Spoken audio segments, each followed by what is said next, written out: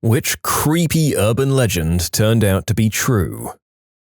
When I was about 12 years old, a friend and I were playing in the woods that were known for being creepy. While building a fort, a strange man snuck up behind us and yelled at us to get off his land and never come back, yada yada. It really startled us as we both knew the land was a public area and had never been threatened by an adult before. Several years later, we found out he was an actual bank robber called Carl Gugasian, wanted by the FBI for years. We were building our fort a few feet from his stash. The man that worked in a law firm on the 24th story of a building. As a running gag, he'd tell everyone that the windows in the building were unbreakable and then proceed to run at them full force. Once he did it and the glass didn't break, but the window popped out of the frame and he fell to his death 24 stories. I'd seen this on an urban legends show when I was a kid, but found out later it really happened in my city of Toronto, Canada.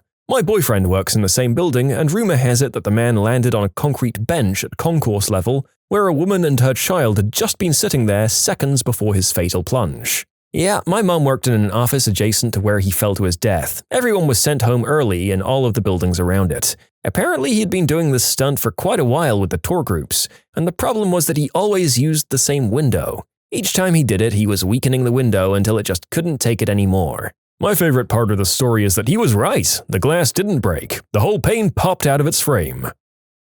The ghost squirrel in my hometown of Dorking in the UK. There was a ghost squirrel called Albie that was only ever seen in the graveyard at the church in town. Turns out it was an albino squirrel that had a nest in one of the trees in the graveyard. Unfortunately, he became roadkill a couple of years back.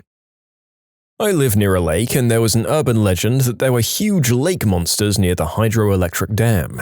Most people thought it was just some fisherman's tall tales. We all guessed it was just a twist on the classic, one that got away. Turns out, divers went into the water behind the dam for a routine inspection to see if there was any damage after months of heavy flooding in the area. Apparently, one of the divers got too close to what he originally thought was a large moss-covered rock or boulder until it moved and tried to latch onto the diver's arm.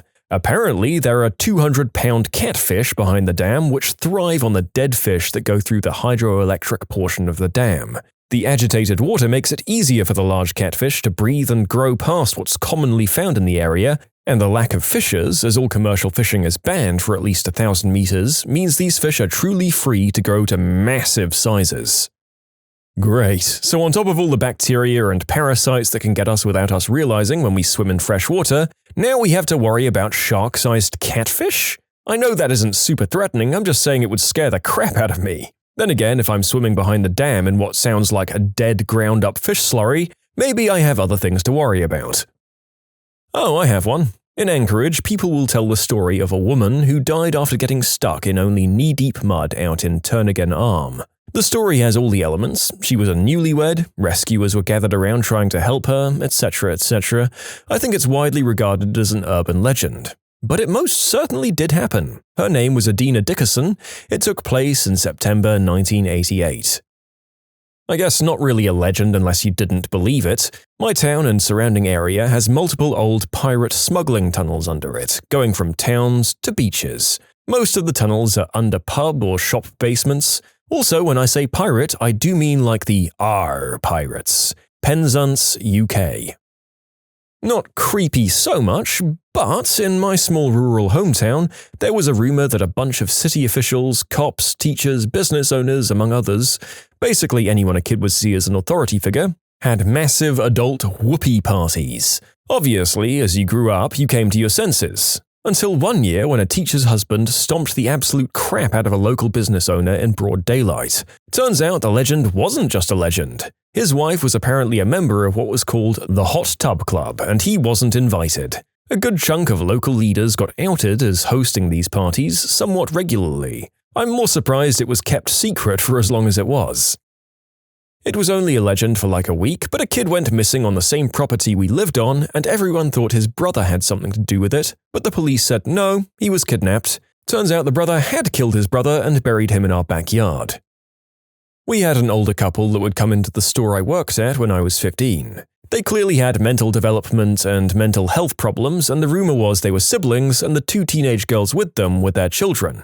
About 5 years later, I'd find out someone had called the state about them, and it turns out, from what I remember, it was mostly true. The parents were apparently the result of incest, and they carried on the family tradition, as it were. I think the state removed their daughters and put them in state custody since they weren't able to take care of themselves, and I don't remember what happened to the parents. In my hometown, there was a local legend about a man who would sometimes be seen doing the deed with trees. He had a number of local names, none of which could be said on YouTube. However, most of them involve clever wordplay around wood or trees.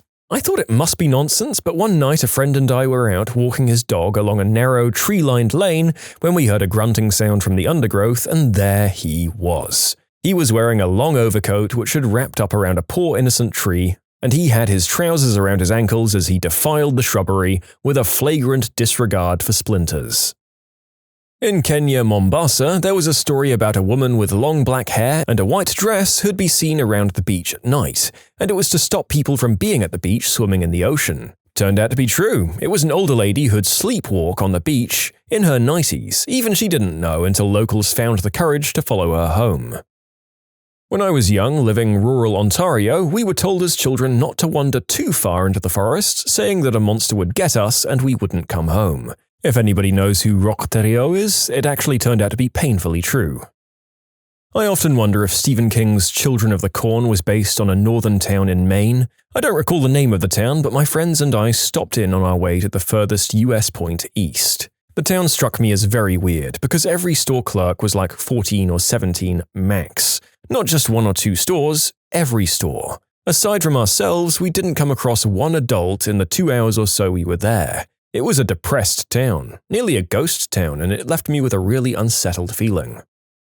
Black Volga. In the 60s and 70s, there existed an urban legend in Poland that vampires in black limousines were kidnapping people, preferring small infants. It was a tale parents told their kids who would then tell their friends. Turns out it was a rumor that was spread by the Polish secret police who actually used black cars to kidnap people. The aim was that no one would believe someone who'd report they'd witnessed a kidnapping. I remember being wary around all black cars, since I'd never seen a Volga. Also, I heard the version of the tale where they'd kidnap people to steal their organs and then dump their bodies by the road, which is messed up. Welcome to the world of acquired immunodeficiency syndrome, better known by its acronym form.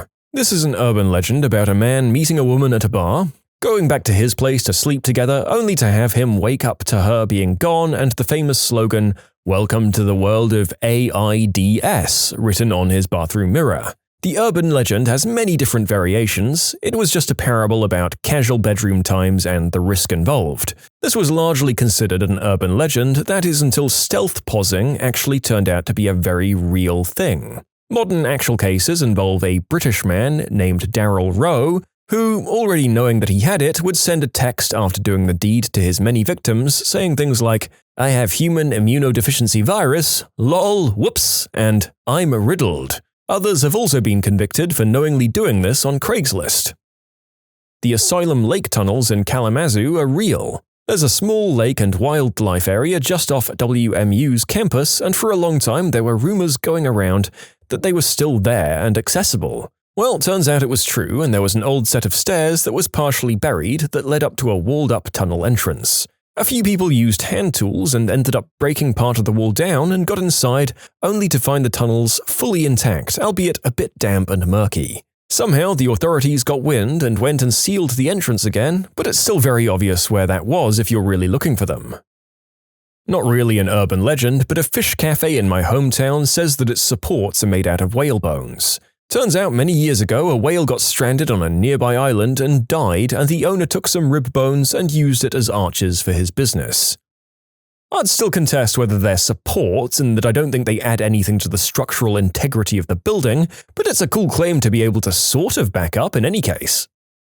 When I was a kid, my dad would take me and my brother to High Rock. It's a neat overlook, and we could play on the rocks. It was fun, but also a little sobering, as much as things can be for kids, because a girl had died in a hang gliding accident, if I remember rightly. As you drive up to the parking lot of the overlook, the road continues on into the woods. We asked our dad where it went, and he told us you'd be driving down the road, and suddenly armed guards would pop out of the woods to stop you because there's a secret government base there. That's the case, except it isn't really secret. It's Raven Rock, which is a nuclear bunker that can act as a remote Pentagon if the country is attacked. Cheney went there during September 11th while Bush was taken somewhere else. You'll be detained if you trespass on the property. I went back to High Rock a few years ago while visiting family, and while hanging out at the Overlook, a truck of teenagers showed up. They asked if I knew what was up the access road, and I told them Raven Rock, and not to keep going because they'd be detained. They decided they wanted to check it out anyway. An hour later, when I left High Rock, these kids hadn't come back yet, so I figured they were getting their butts chewed out by a soldier. Fun fact, Raven Rock is the headquarters of the Enclave in Fallout 3. You can submit your own stories to be featured here on the channel. The story submission link is in the description below, and if you want to listen to some vibey music in the background, check out easymode, also linked below, and subscribe. The North Pond Hermit. Things would go missing in this little vacation community, and people attributed it to some mysterious dude. Turned out there was one. He lived in the woods for 27 years without ever talking to anyone. He said hi to a hiker once during that 27 years, best friend he ever had. We've got a dude in Milwaukee dubbed the Milverine, the Milwaukee Wolverine. He looks sort of like a Midwestern Logan from the X-Men, and he's sighted all over downtown briskly walking around with his shirt off. Like, no matter what he's doing, rain, shine, blistering heat or freezing cold, he's got his shirt off. Turns out he's just a scruffy construction worker who's pretty ripped and vaguely looks like a superhero. Apparently he's a nice guy, and locals often tell people not to bother him because it's just rude. For a while, a few years ago, people were approaching him all the time, probably for photos and whatnot. That creepy old guy living down the street was actually the Golden State Killer. He lived in my neighborhood. I passed his house every day for years and I never talked to him, but it's crazy to think as kids we'd play at the house 2 houses away from his. Sewer alligators. If alligators or other animals are flushed or disposed of into plumbing, yeah, they can survive and hang out. The guy who boarded a plane at LAX for Oakland and found himself instead headed to Auckland, New Zealand. Cropsey. Sort of like the boogeyman of Staten Island. During the 70s and 80s, kids on the island would go missing, and the urban legend would attribute it to Cropsey. As it turned out, there really was a crazy kidnapper and serial killer who was responsible. He was caught and convicted. There's a great documentary about it. It used to be on Netflix, I'm not sure if it still is, called Cropsey. Check it out if you get the chance. Raymond Robinson, the Green Man. The guy lost his eyes and nose and wandered the streets at night in Pennsylvania because he couldn't go outside in the daytime because of how he looked. People saw him and an urban legend in Philadelphia was born. That there's something making people disappear in our area in Nevada. As a kid, it was more so that they were hinting at aliens. Then as we grew up, the disappearances have been a little too eerie, and it's been suspected that there's investigations that have been going on as to whether or not there's a serial killer in our area. I carry a firearm when traveling through and don't stop until I get to the cities. If you guys are ever coming through, just don't stop for anyone, especially after the darkness sets in. I went to a university near Valley Forge, Philadelphia. It used to be a prisoner of war camp and a military hospital before the college bought the entire property for $1 in the 1960s. Since there are only 3 universities near Valley Forge, Philadelphia, it'll be hard not to deduce which college it is. Anyways, there was a rumor that underground tunnels and all sorts of stuff was left abandoned in the abandoned sections of the college. Sure enough, it was true. We found a tunnel hatch under our carpet in our dorm room, 2 hatches on the first floor, furthest most first floor dorm room of each building. It was like stepping into 1945. Everything was preserved down there and the tunnels were massive. We eventually ended up in an underground garage where there were 4 Jeeps parked, but all the tires had dry rotted. We realized that this was actually beneath our soccer field. Anyways, the tunnels led to the cafeteria, the admin building, every dorm, and then an old abandoned section of our campus that we had no way of entering topside. We soon realized this was the hospital or morgue. Then we got out of the tunnels and walked the floor. It was still like 1945. All the hospital beds were still there, the surgical curtains were still there. Heck, even the tools like the scalpel, saw, and pliers, they were still on their trays. It was like everyone all of a sudden had up and left and nothing had been moved since then. The morgue still had its slabs, and sometimes we'd dare each other to slide in there for a period of time. But yeah, it was an urban legend on campus until 3 of us decided to risk expulsion to see if it was true. And it was. The Red Ghost. The huge, cloven-footed creature that terrorized southeast Arizona was no figment of the mind. The grisly story of its origin and fate was more macabre in fact than any fiction. It was a camel with the corpse of its rider on its back, surviving out there way longer than anyone would have guessed.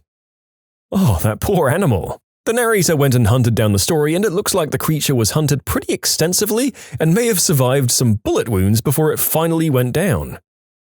For the last several years in Toronto, gay men have gone missing in the village. The community was convinced it was a serial killer on the loose, but the police said no. These disappearances are unrelated. Turns out it was totally the case, and the guy was killing gay men, dismembering them and burying them in and around the properties he was working at as a groundskeeper/landscaper. MKUltra. The CIA was experimenting with substances to attempt to mind control people.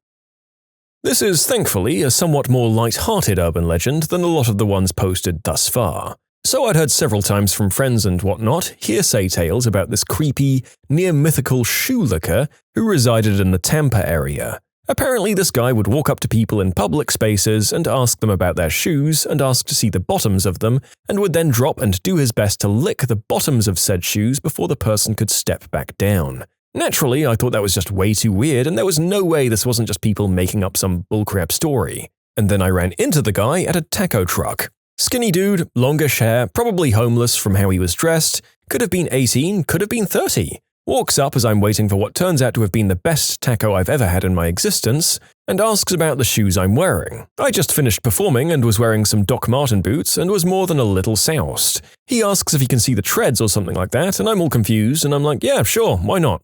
And he drops to the floor, grabs my boot, and starts licking away at the sole. I yelled at the guy, sort of kicked at him, and he scampers off. Weirdest frickin' interaction ever. There were abandoned tunnels below my town. A large part used to be a self-sustaining mental institution covering several square miles. Everyone talked about them, but no one ever talked about actually being in them.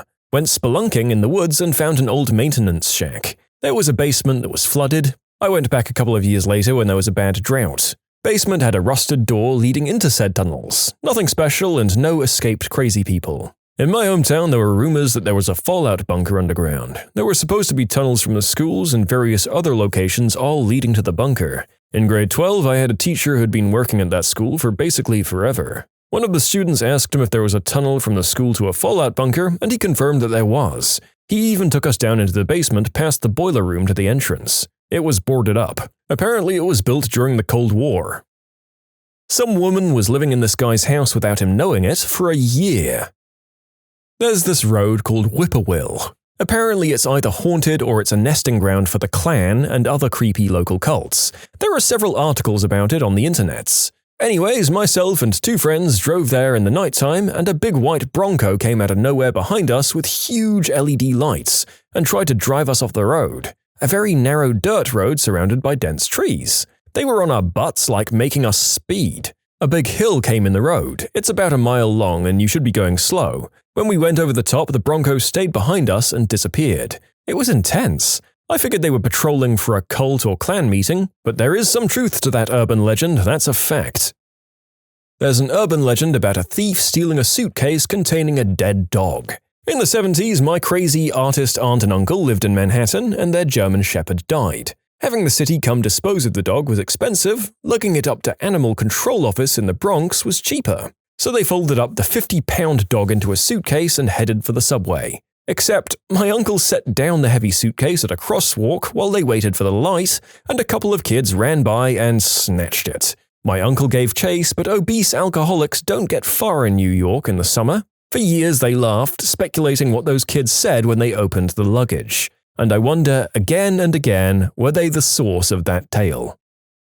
There's a serial killer targeting gay men in Pittsburgh. Gay men keep turning up in the river after they've been on the Grindr app.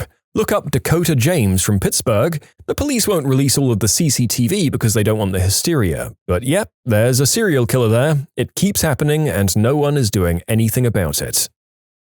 Well, it seems the government really is watching everything we do. Also, no one seems to give a damn.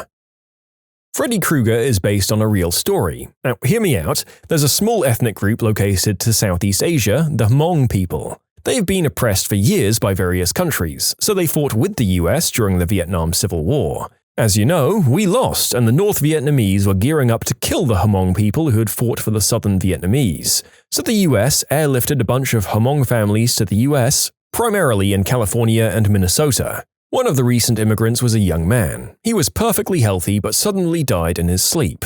No one knew how he died. It was guessed a heart attack, but an autopsy wasn't done. This sent a panic throughout the community. There's a Hmong legend of a spirit that enters your dreams and kills you. Hmong people were terrified. They were also in a new community without access to some old traditions to protect them. Young men started staying awake, trying to avoid the monster. They downed caffeine. They were actually scared enough that it caused stress to their hearts and they died. Eventually, 117 men died from Hmong sleeping sickness. Gentlemen, what's the biggest "I'm a princess" red flag?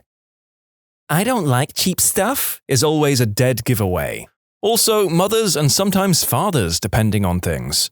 If your girl is BFFs with her mum, she'll end up like her in 20 years. It's like a freaking time capsule sometimes. My bro's wife is like this. The worst sign is when she's BFFs with her crazy witch mother, but only when they're apart. If they can't stand each other and argue all the time when they're together, but talk on the phone constantly when they're apart, run, motherfricker. This B-word is crazy.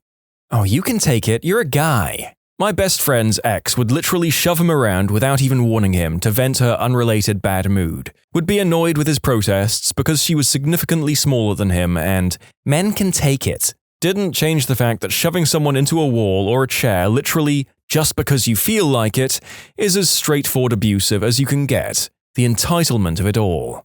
Lack of awareness of the plight of the proletariat and the subjugation of archaic feudal hierarchies. Come and see the violence inherent in the system. And now, a flag I had never even considered or encountered, and that is apparently a very common one. I'm a woman, but I've noticed women who are obsessed with Marilyn Monroe are usually terrible in a variety of ways. Frick. This hits hard. I dated a girl for a while in high school. She was fun, had a great sense of humor, and she was absolutely gorgeous. It was high school, and crap happens. We broke up after a little less than a year. Fast forward to 22-year-old me at Walmart in the middle of the night buying bullcrap snacks after work, and who do I see in line? Awesome girl from high school. She's with some guy who I assume is her boyfriend. We talk a little in line and I head home. By the time I get home, I have a text that just says, "He's not my boyfriend, by the way." And that's when I knew that I should pursue this again. We went on our first date and it was just like high school. She was still amazing and I realized that my feelings for her seemed as if they hadn't dulled in the slightest. Everything seemed perfect. I learned that 1, she had gotten her nips pierced, and so I didn't really focus on number 2, which was that she had a portrait of Marilyn Monroe tattooed on her waist with a dermal piercing for the beauty mark. I thought, that's weird, but those are great. Little did I know that there was a pot of crazy brewing underneath all of it. We dated for less than 2 months when she told me that she didn't want to be together anymore. I was upset, but after talking about our relationship and our feelings, I told her that I understood. A couple of days later, I get a phone call. She is teed off, screaming at me about how much I hurt her. I'm confused, to say the least. She tells me that breaking up with me was a test. I was supposed to fight for her. She wanted to see if we were meant for each other. Needless to say, I blocked her phone number and haven't looked back since. Mail here. Ex loved Marilyn. Ditched me for some guy who made more money. Apartment building caught on fire. She stole a Marilyn Monroe painting from the apartment next to ours and half my insurance check. She wouldn't sign off on it unless I gave her half. Happened days after she took all of her crap and moved out. Yes, I fought and did my homework. No win situation. She even went on to stop responding to me when I had a grand worth of checks I needed her to sign for my expense reimbursement. The insurance company got to keep the money. I had a brief phase where I felt I related to her and people called me Marilyn. Can confirm, I was a mess at the time. Over the winter, I worked with a girl who would say to everyone, "Girls hate me because I'm cute and I steal their boyfriends." I tried to avoid her after that. Girls hate you because you're a B-word. When her mother says, "Boys just flock around her like bees around honey," she agrees with a big smile. Respect for her brother responding with, "You mean like flies around crap?" My wife's maiden name was King. She maintains that she is a princess by definition. Can't argue with her logic. Based on your working, I assume that she changed her name when she married you. By that logic, you could argue that she abdicated. I was dating this girl that absolutely loved KFC's fried chicken. While she was in the shower one time, I decided to run to KFC and surprise her with a quick little meal. I did not get mashed potatoes, never really cared for their take on mashed taters. She threw me out upon finding there were no mashed potatoes. Threw me out. Talks about how much she hates the $200 marble iPhone case her mum bought her. constantly calls her brand new MacBook Pro a piece of crap because she doesn't know how to use it, then proceeds to throw it to the ground and drop it all the time. Breaks the $200 marble iPhone case. Excited when mum buys her a new one. Yeah, I didn't stick around. Girls are too much drama, that's why I only have guy friends. I hate drama, princess who proceeds to cause all sorts of drama. I think it's a fairly good, if not universal indicator that if any person, male or female, tends to push away their friends, they may not be great at relationships either.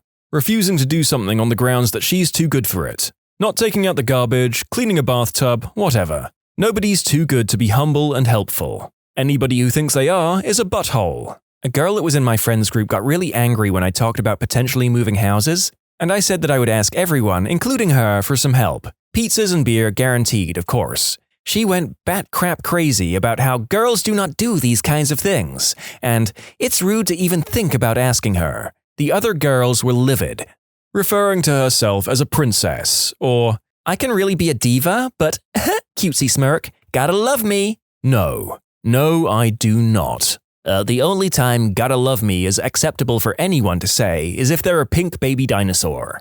After going out a few times, she said, Man, I've gone so overboard spending lately. Hey, can you take care of my credit card debt for me? Me, silent, looking at her oddly, trying to decide if this is a bad joke. I mean, you could be a sugar daddy, couldn't you? Me? No, I'm not that old yet, nor wealthy, and I wouldn't be even if I were. You don't want to be my sugar daddy? That was the end of that relationship. I could maybe be your aspartame daddy, that's about it. I prefer the term Splendor Daddy. This happened to me, went out once, worst date ever. Ended the night without even a handshake. Made no plans. She texted me to ask to borrow $500 a couple of times. One of my best friends had a girlfriend once say she likes to have nicer things than other people, but doesn't want to work, so he needs to have a good job. Same girl also said she should come before family and God. I'm not religious, but that's still pretty nuts for people who are, which they were.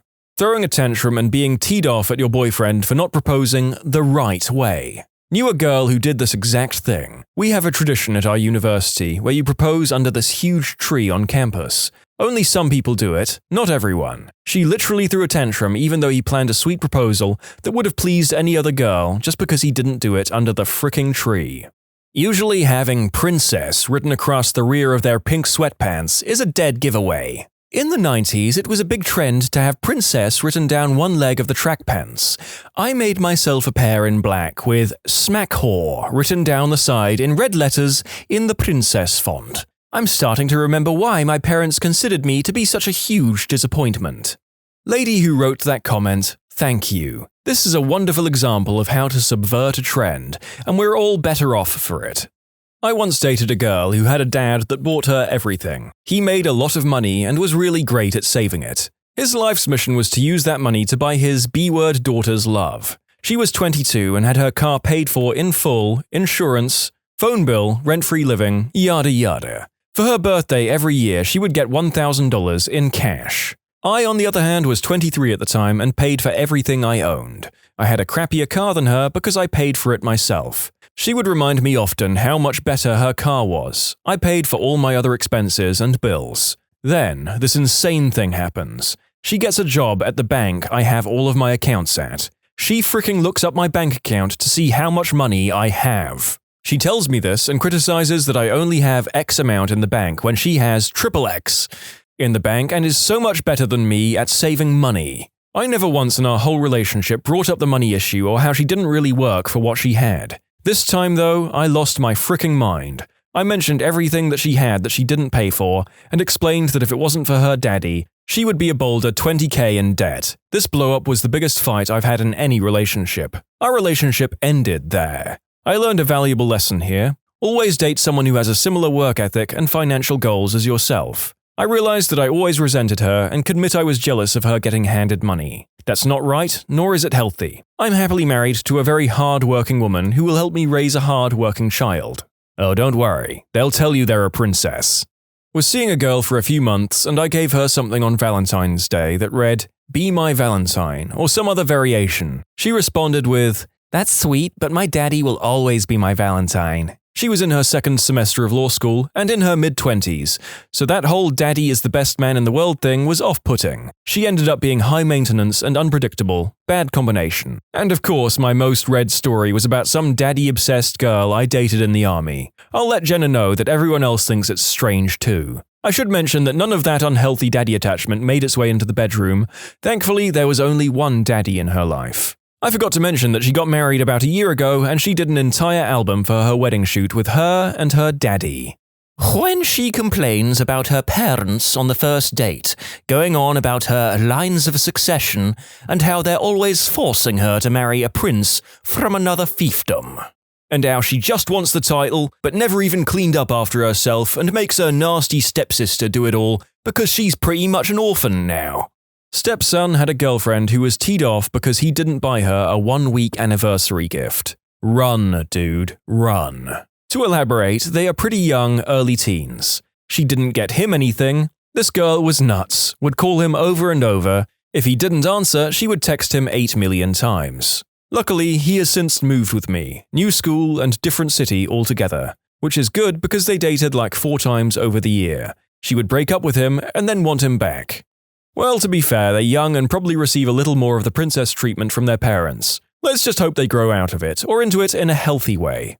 Senior year of high school prom was coming up, and this one girl who I kinda knew asked my friend if he would go to prom with her. He said yes, but a few days later changed his mind, which was 100% a prick thing to do. She, however, really wanted someone to go to prom with, and the guy that turned her down, along with some of my other mutual friends, told me I should go with her. Which sounded like a good idea because she was kind of cute and I was going alone at that point. A week or so later, a few of us were hanging out at Nifty 50s and they gave us those little paper hat things and I wrote, "Prom?" on mine, and she said yes. Sick. On the way home from asking her out, she said to me, "How does it feel knowing that you're going to prom with the birthday princess?" First red flag. Upon further conversation, she told me that prom was going to be on her 18th birthday, and because of that, she was definitely going to get prom queen, which would most likely be the absolute last reason I'd want to get prom queen in her situation. Fast forward a week or so, I had just gotten home from school and I got a text from her asking if I wanted to go with her to pick out shoes for prom. I should tell you that halfway through my senior year,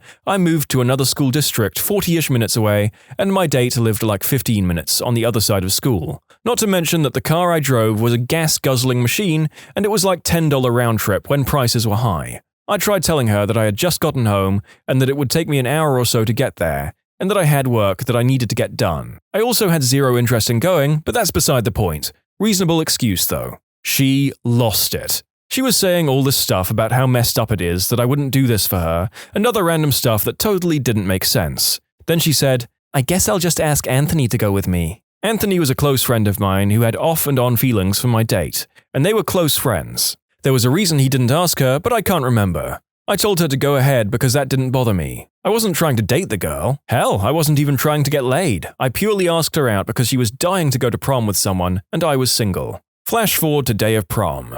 A few days before prom, she asked me if she should get a tan. I told her I really don't like that look, especially not awful spray tan.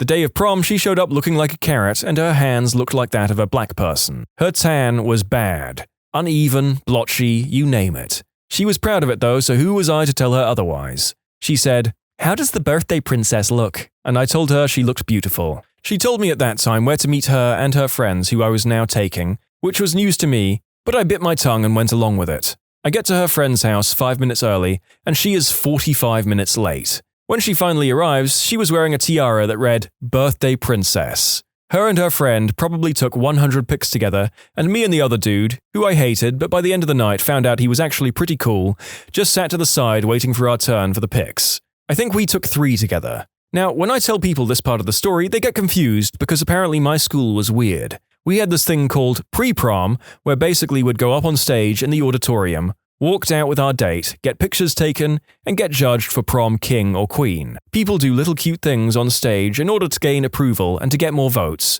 Some funny, some cute, some just walked out like normal. What she made us do is she walks out on stage, first looking around. I creep up behind her with a huge happy birthday balloon, so everyone knew it was her birthday, tap her on the shoulder, and when she'd turn around, I'd be on one knee, put a sash on her that read, "Birthday Princess." It was cheesy, it was uncomfortable, I hated it.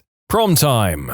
So we get to prom and take our seat. We eat a little and then people start going on the dance floor. I ask if she wants to dance, but she says she's not feeling well and I should just go. I obliged and danced for a good 20 minutes, and when I look at her sitting down, she looks very upset. I notice her staring at the boy who turned her down dancing with another girl, and I felt bad for her. I went up to her and told her to come to the floor and have fun with everyone, and she says she's fine. A half hour passes before I walk up to her. She looks me dead in the eyes, and before I can say anything, she snaps and says, "You really need to learn to leave me the hell alone." Well then.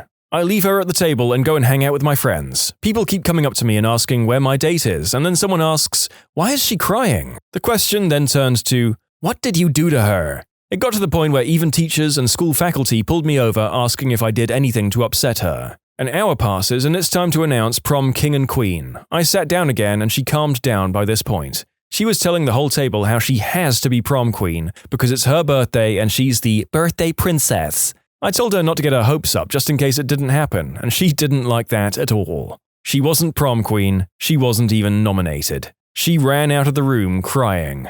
After it was announced and people started dancing again, I went up to the aforementioned Anthony and told him if he wanted to dance with my date, he could. He told me he would feel bad and didn't want to do that to me, but I assured him it would be fine. I looked over a little later, noticed them slow dancing, and that was the happiest I'd been all night. I then went off to dance with some of the other girls who didn't have dates, and for once, prom was fun. Too bad it ended 20 minutes later. As everyone is gathering their things and clearing out, my date finds me again and says, "I feel like you're upset with me." I didn't say a word. She asked if we could go to Applebee's because it's her birthday and they love singing to her every year. First, I told her she wasn't special, they do that to everyone. That was a real slap in the face to her. Secondly, I told her by the time we got there, we would only have 15 minutes before it closed. She told me that as long as we order before it's closed, we can stay there. As someone who was working as a dishwasher at the time, I knew how much of a prick move that was. She said, "Please, but I'm the birthday princess." I refused. The drive home was one of the most uncomfortable car rides of my life. Every time we passed a restaurant, "Do you think Denny's would sing to me? Do you think the diner would sing to me? Do you think McDonald's would sing to me?" I have never met someone, yet alone an 18-year-old, who was so obsessed with their birthday. I pulled up to her other friend's house, a bunch of people were going here after prom to hang out, and we all got out. As I was walking up the driveway, I got the thought, what the hell am I doing? I walked back to my car and drove away. In conclusion, while she wanted to feel like a princess, I felt like 2017 Prince. Also, the day of prom at school, I asked my friend if he wanted to hang out after prom. He told me he wasn't going because he was going to ask out the girl I was going with and didn't want to go alone. Fast forward a few months. I hadn't spoken to the girl I went to prom with since I drove away. Literally not a word. It was the day of graduation and my one friend was having a graduation party. I went and lo and behold, my date was there. A group of us started talking and out of nowhere she said, "You know, the way you asked me to prom was cool, but the way that blank, the kid who didn't end up going to prom because I was going with her, would have asked me would have been so much better." His plan was going to be to get Snow White at Disney to ask this girl to prom because she was obsessed with Snow White. Like, she cried on senior trip at Disney when she saw her because she was so overwhelmed with excitement. Maybe the first red flag should have been that she was obsessed with princesses. Blimey. Listen, I think most of us came out there feeling a little less bad about our various cringe prom dates, and let's be thankful for that.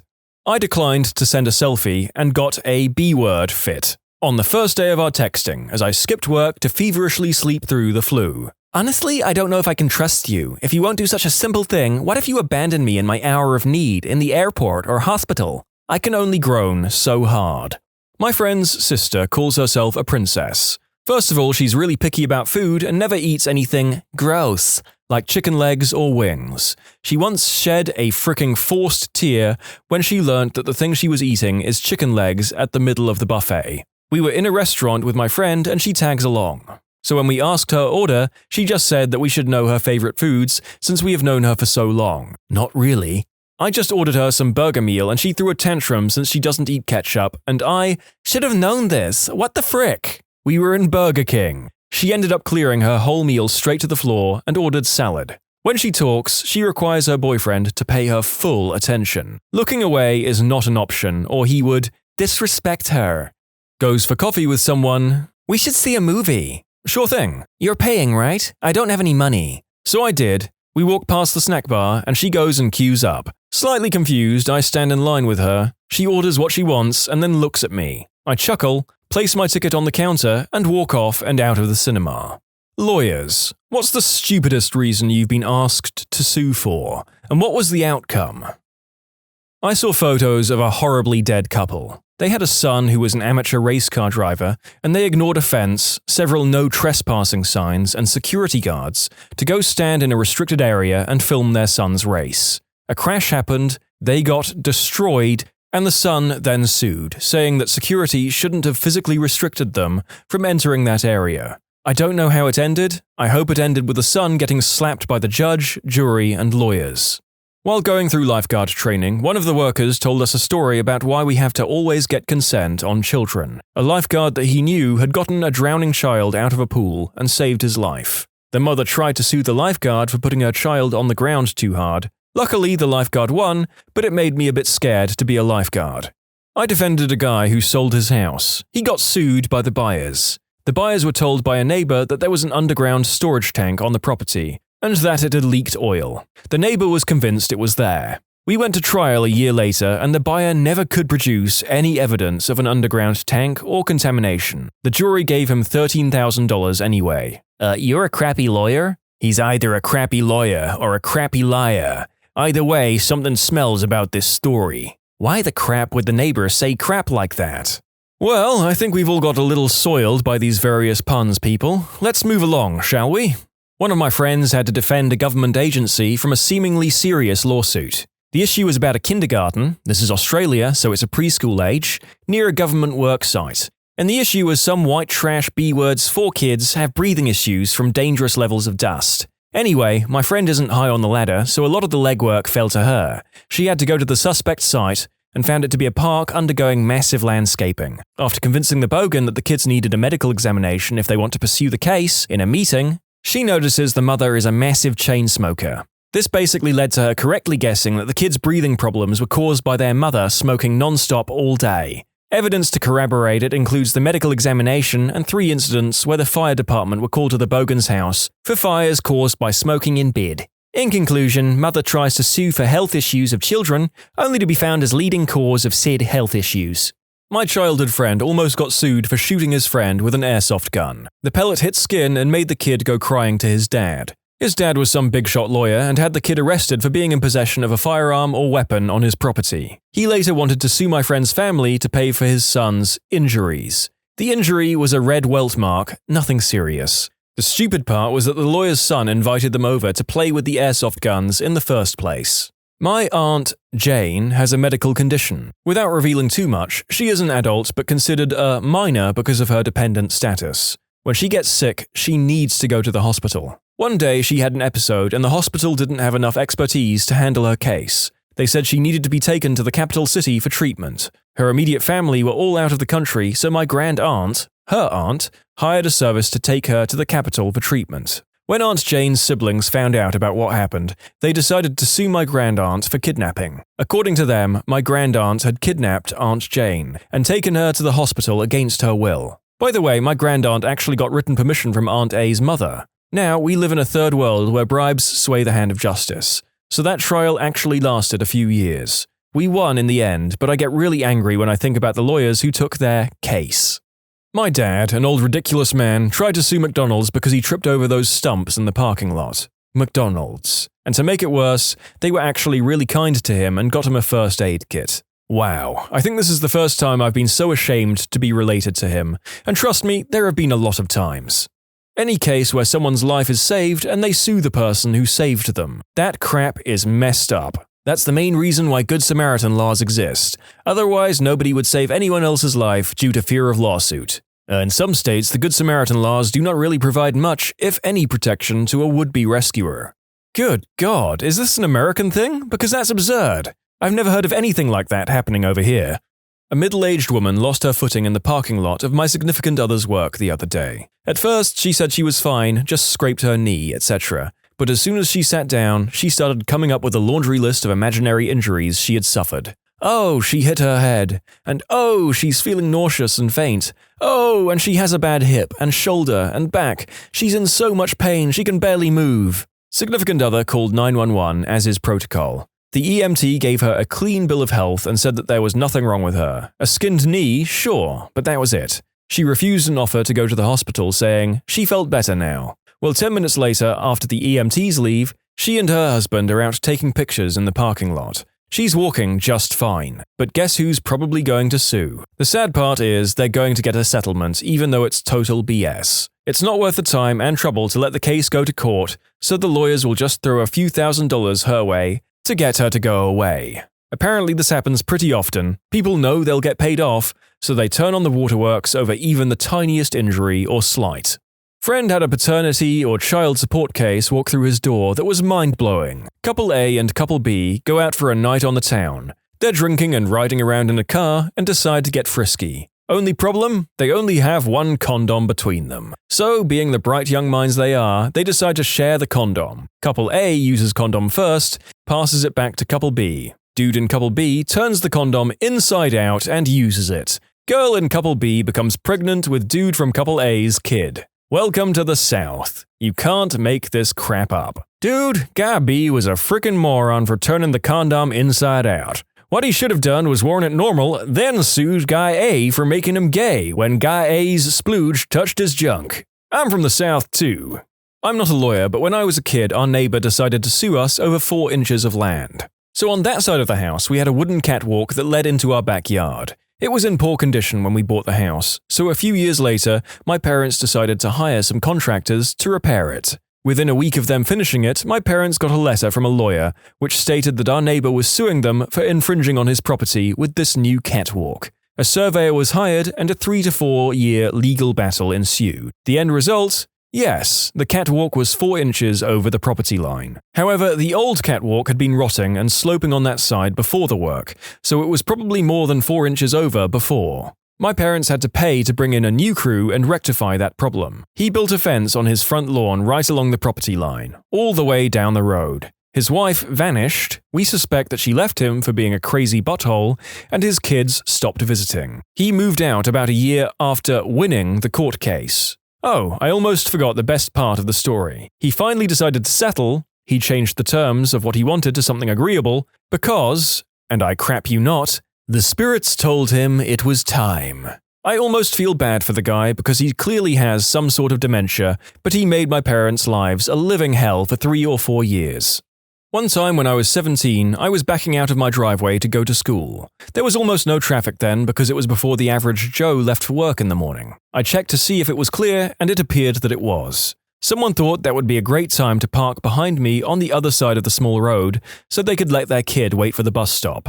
I just happened to be looking around my opposite shoulder, so I dinged the side of their bumper. They were driving an SUV, didn't want to get insurance involved, and didn't seem to be annoyed, etc. I know, I was a dumb teenager and my dad told me it'd just be cheaper to pay for the damages out of pocket rather than be an unsafe driver for the next 40 years. I ended up paying them like $500 or something since the damage was simply cosmetic. It seemed high in my mind, but that was because I wasn't used to how high car parts can go, like thousands of dollars for a molded plastic kind of thing. Fast forward a few weeks, I'm served with papers to a lawsuit. Apparently the driver and kid are claiming medical damages and many thousands of dollars of damage to their vehicle, including replacing most of the front end. They were asking $500,000 or something.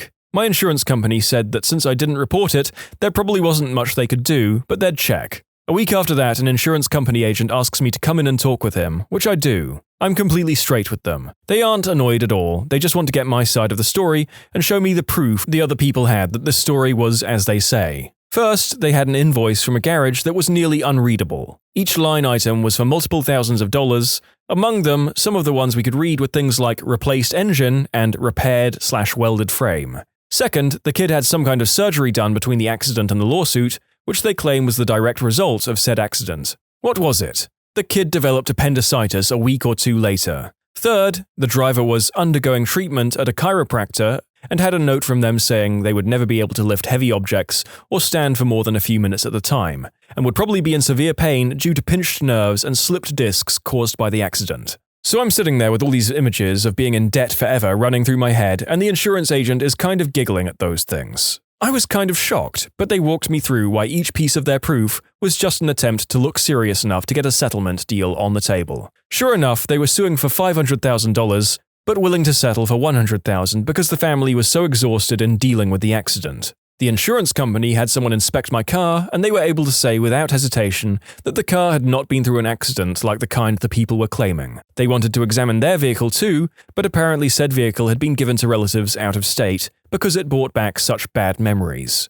Also, on a hunch, they looked at the background of the people involved. What do you know? It turns out they just got a big settlement for another serious car accident in another state. A little more digging was done, and the police were notified. I don't know if they ever went to jail for it, but apparently their proof was fake. The kid did get his appendix removed, but their freaking health insurance paid for that. My dad is a lawyer, so I have a couple of these. My dad was once asked to represent a man who tripped on the sidewalk due to a tree. He said he walked that sidewalk every day. The time he walked it and tripped, apparently a tree jumped out in front of his path and tripped him.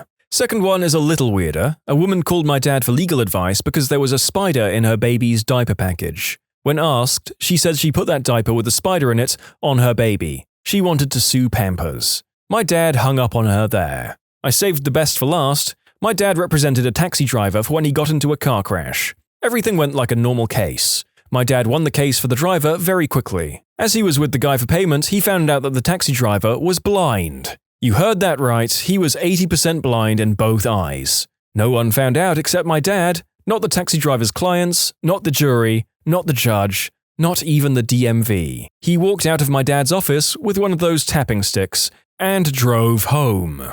I mean, that last story isn't so much stupid as outright ridiculous, and for a completely different reason than the others. My goodness. Not a lawyer, but I'm a client manager at a law firm.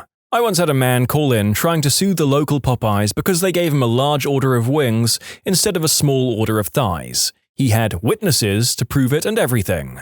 So basically, you're the last line of defense between the lawyers and the insanity of the real world. Lady calls 911 and says the dump truck in front of her is spilling gravel all over the road and her truck. I ask her if any damage is done to her vehicle and she says she doesn't know. Officers find the dump truck, follow it about a mile and don't observe any gravel spilling out. They pull it over anyway to get driver, company, insurance information, assuming she wants to make a damage to property report. I ask the lady to stop with the officers or bring her vehicle to the police department so they can see the damage and do the report for her insurance company. She tells me she doesn't have time because her daughter is late for a singing lesson. 2 weeks later, after a hailstorm, she came to the PD to make a report for the damage, but she is driving another vehicle. She claims her truck is already at the repair shop and the estimate is $3,000. Officer tells her he can't make a report for damage without seeing the vehicle, but he goes ahead and makes an information-only report to appease her. Now she's trying to sue the PD because the officers won't testify that the dump truck is the cause of the damage. Kind of like, I'm going to sue you unless you perjure yourself. Good lord.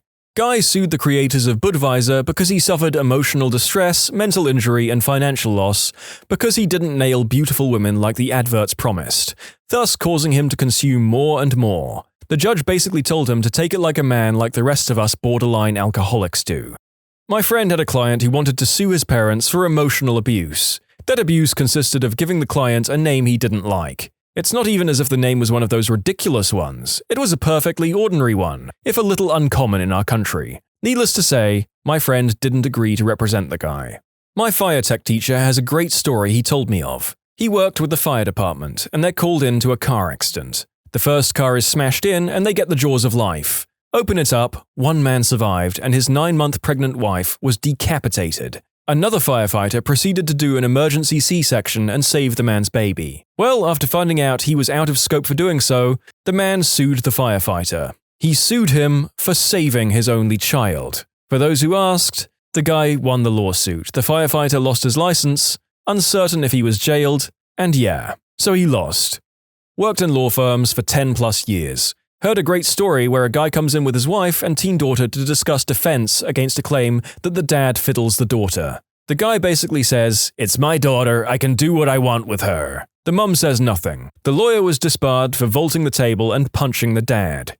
My sister was sued by this elderly woman. It was her senior year of high school toward the end of the year. She's leaving school and takes a right onto the road. Her and the elderly woman got into a car accident and the police officer found my sister at fault. Within a year later, my parents learn that the old lady is suing them for doctor appointments and such. When it comes to the case, we find that the elderly woman had been taking prescription pills that affect motor skills. Worst case, the pills were in the daughter's name, not hers. Not only that, but the old lady had been speeding in a 35-mile-per-hour school zone. She actually admitted to it. Parents didn't have to pay a dime to the old broad.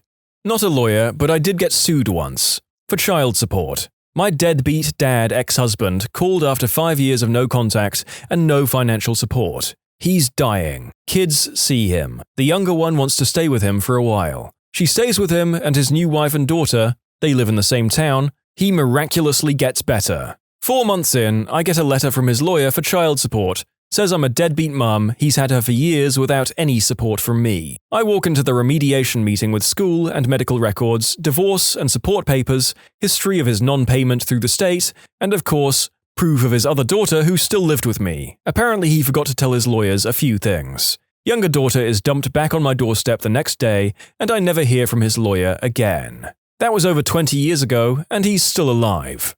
A lady tried suing a train company because her husband was killed by one of their trains. Sounds responsible? No. Her husband came to a stop at the crossing, then decided to drive his truck through the barrier and was hit by the train. In the process, parts of this man went flying into Kingdom Come and landed on some lady's windshield. She sued the man's family for damages and because it traumatized her.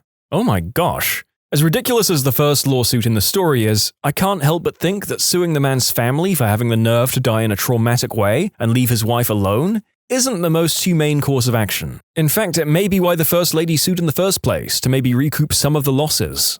I could go on all day, but I'll limit it to the most egregious two. I'm a retired public defender. Before I started with the PD's office, I worked briefly for a private firm where I encountered these two cases. 1. A single-parent mum had to fly out of town for training for her job. Deadbeat dad wasn't paying child support because he claimed he couldn't find a job. This will be important later. Mum left her 4-year-old daughter with her sister, the child's aunt. While mum's away, the aunt takes the girl to Chuck E. Cheese. A repairman at Chuck E. Cheese opens an access panel to repair the pulleys that operated the giant puppets. Repairman goes in back to get a tool and leaves the access panel open. The girl puts her hand in the opening and her fingers are severed. She is rushed to the ER and the docs want a parent. With mum out of town, deadbeat dad is called in. After consulting with the docs and the girl in the OR, deadbeat dad calls the law firm from the waiting room and wants to know if he has a case. He wants to include lost wages as part of his damages. I left for public defender soon after and I don't know how the case ever resolved.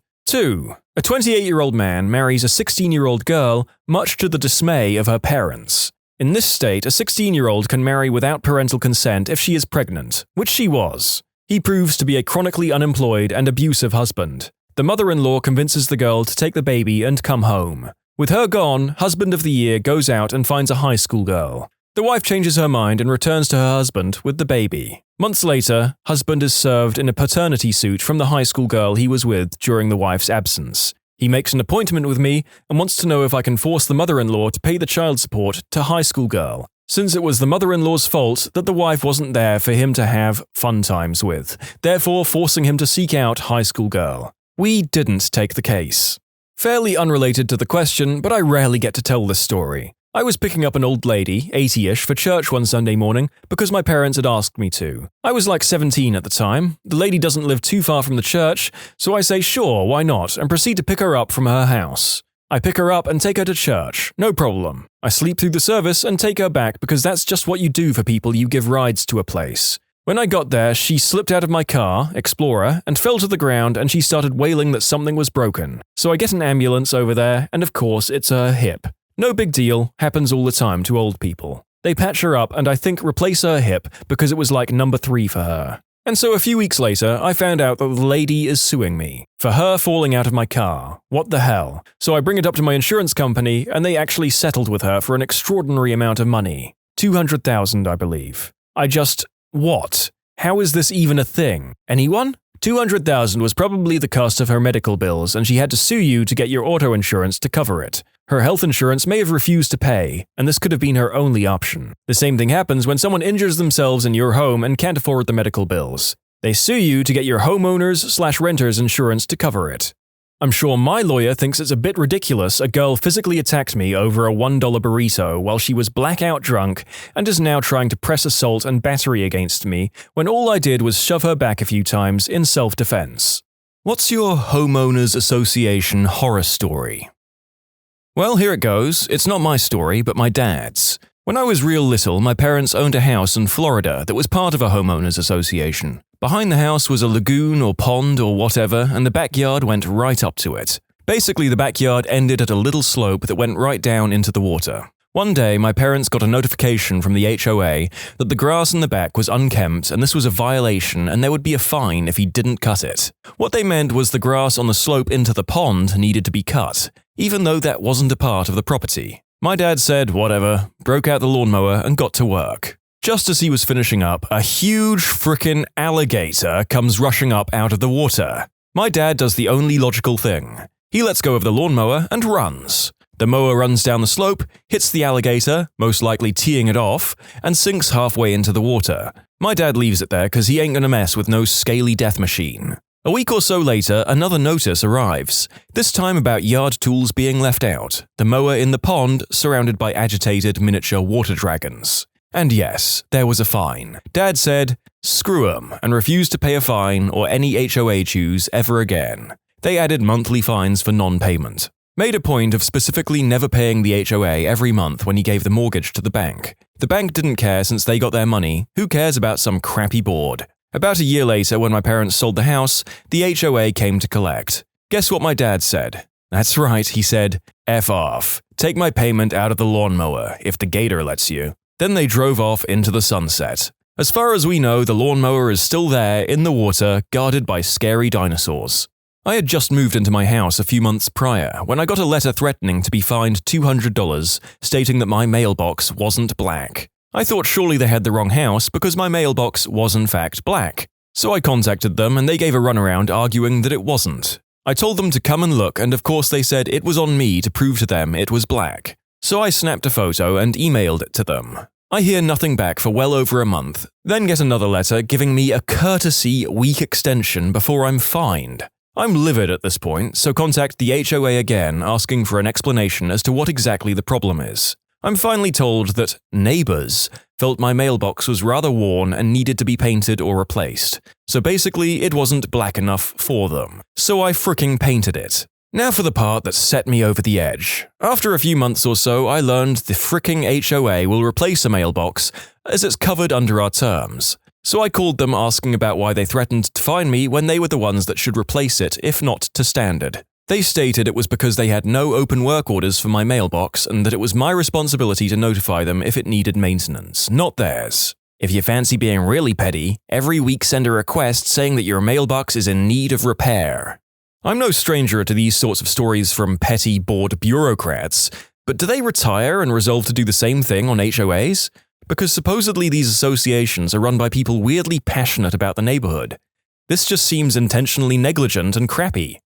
This is actually something that is an ongoing battle between my friend's mum and her HOA, or more specifically, one member. She lives inside this circular complex full of townhouses with a roundabout in the center that used to have a lot of trees and looked really nice, almost like a mini park. The HOA decided to cut down all of the trees without giving notice, and my friend's mum was annoyed.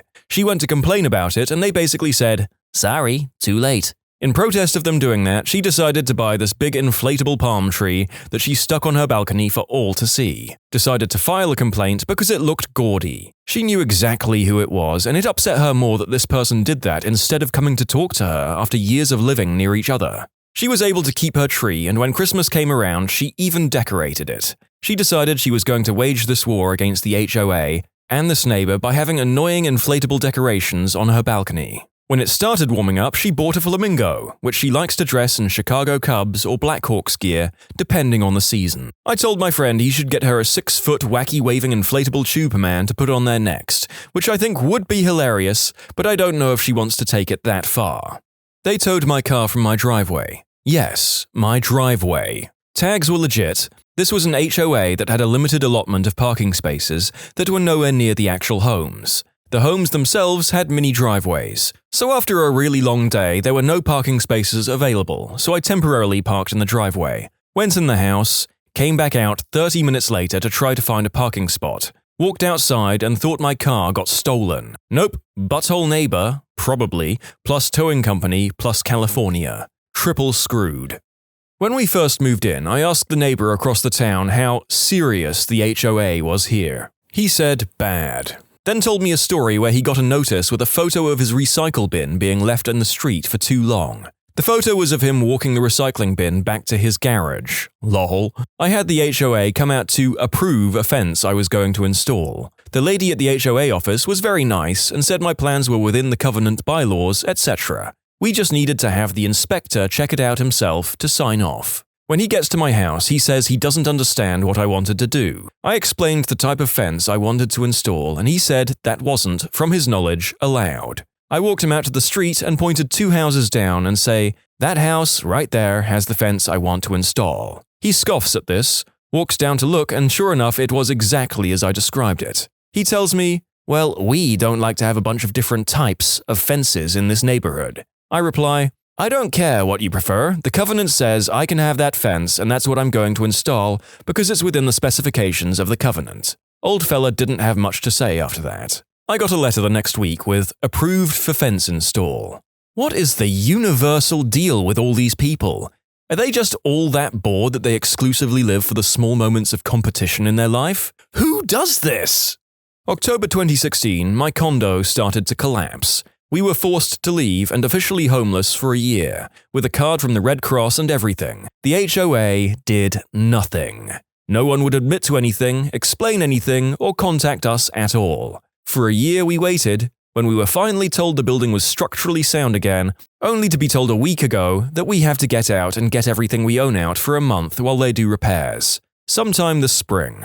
Worst of all, we were required to keep paying our HOA fees through the entire thing. The only way owners were offered non-payment was if we signed a document promising not to sue anyone. Never again with a condo. Never again with an HOA, and never again with River Towers in Alexandria, Virginia.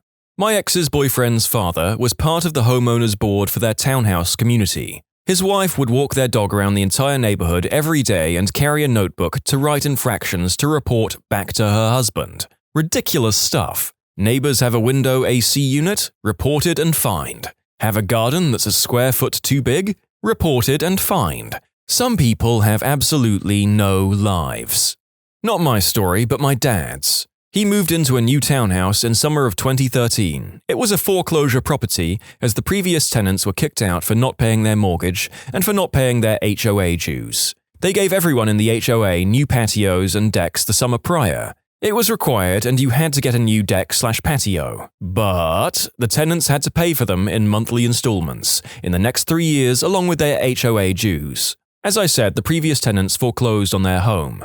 However, there was one rule placed when they got the decks, which was that you couldn't move out without paying off your deck first. He was told by the HOA that he would not have to pay off the deck because it was foreclosed and he was not responsible at all for paying it off. Sweet, free deck. He signed off on that. He moved in, but then he started getting assessments from the HOA for the deck. But wait, he wasn't supposed to be paying for the deck. He fought with the board. Even with the signed thing saying we didn't have to pay for the deck, the board went against him. He ended up having to pay off the remaining balance on the deck. To this day, he refuses to speak about this topic. It's a trigger for him.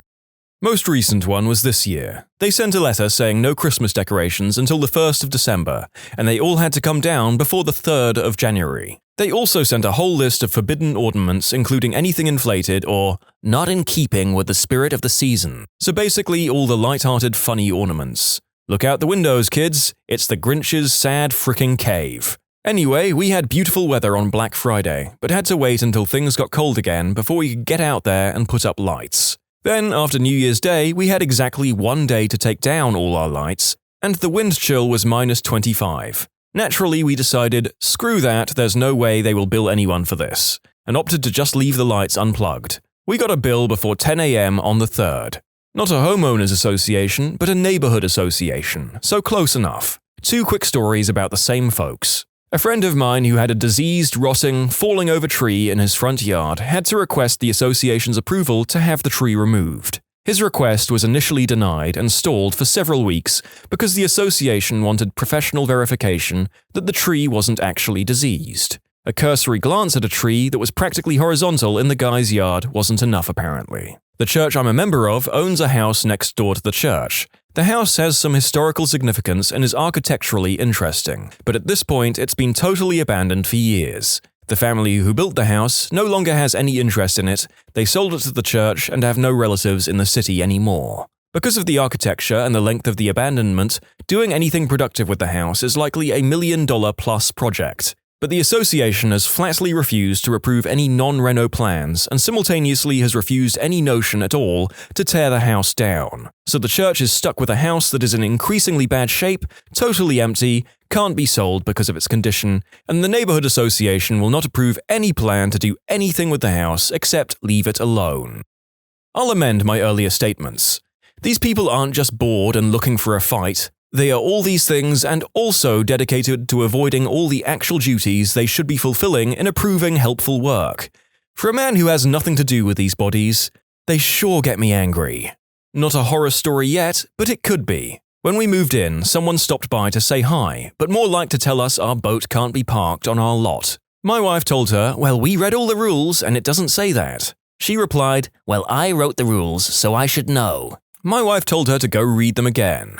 Don't hear anything for months. When we get our annual dues packet, there is a newsletter saying our lot is in violation and that we stated plans to modify our garage to fit the boat in the spring. We never said that. They suggested setting a deadline for us and setting a vote to add boats to the list they already had. Campers, fifth wheels, motorhomes, and travel trailers. Bought the house intending to build a detached garage, but in order to comply with the design rules, it would cost me $90,000. So I'm waiting till I get an official anything in the mail, then I'll get a storage unit. By the way, my neighbor has been here 6 months longer than us and they have a boat in their driveway too. They sent us a series of nasty notices to remove the dead tree in our front yard. The tree had lost all of its leaves and it was unsightly, apparently. The catch is that they sent us this notice in November. You know, like fall, when perfectly healthy trees lose their leaves. We pretended we didn't understand which tree they were talking about until spring, when the tree magically came back to life. "We're also going to fine you for leaving all that strange white stuff in your yard in the winter." Mine involves kids, cops, assault, a sex scandal, and the elderly. My very first place in college that I didn't rent was a townhouse condo. Typical cookie-cutter, 3-storied, 4 to a section, little cutout of suburbia for beginners. I lived near the back of the development. This meant driving by or past the front units every day to get to and from work and school. Our HOA board president, Sonia, lived across the street from our HOA treasurer, Zelda. Sonia was in her 30s, ran an illegal daycare out of her home, and I hated driving by her house after 3 p.m. or on weekends because her 2 elementary-aged kids would hide behind parked cars and run in front of your vehicle, screaming, "Slow down!" I got really scared after this happened a few times and only drove 5 miles per hour through there, and the little crapheads kept doing it. I spoke with their mum about how unsafe jumping in front of cars was. I'm only going 5 miles per hour because I'm terrified and they're basically harassing me and our neighbors weekly. Sonia says her kids are being neighborhood monitors and I should be thankful for their diligence. WTF. A week later at 7 p.m., after most of the residents are home, mostly young families, I pull in after working my retail job after class. I notice a tow truck. Then 2, then 3. Holy fricking crap. They're towing everyone in the neighborhood. I park in my garage and run upstairs and tell my roommates to move their cars from the street parking. They run out and sure as crap, everyone who parked on the street is getting towed. There's 2 of my neighbors fighting with the tow drivers that they've always parked there. It's a parking area, it's in our homeowner's booklet. We whip it out and the tow truck drivers say they're just following orders of Sonia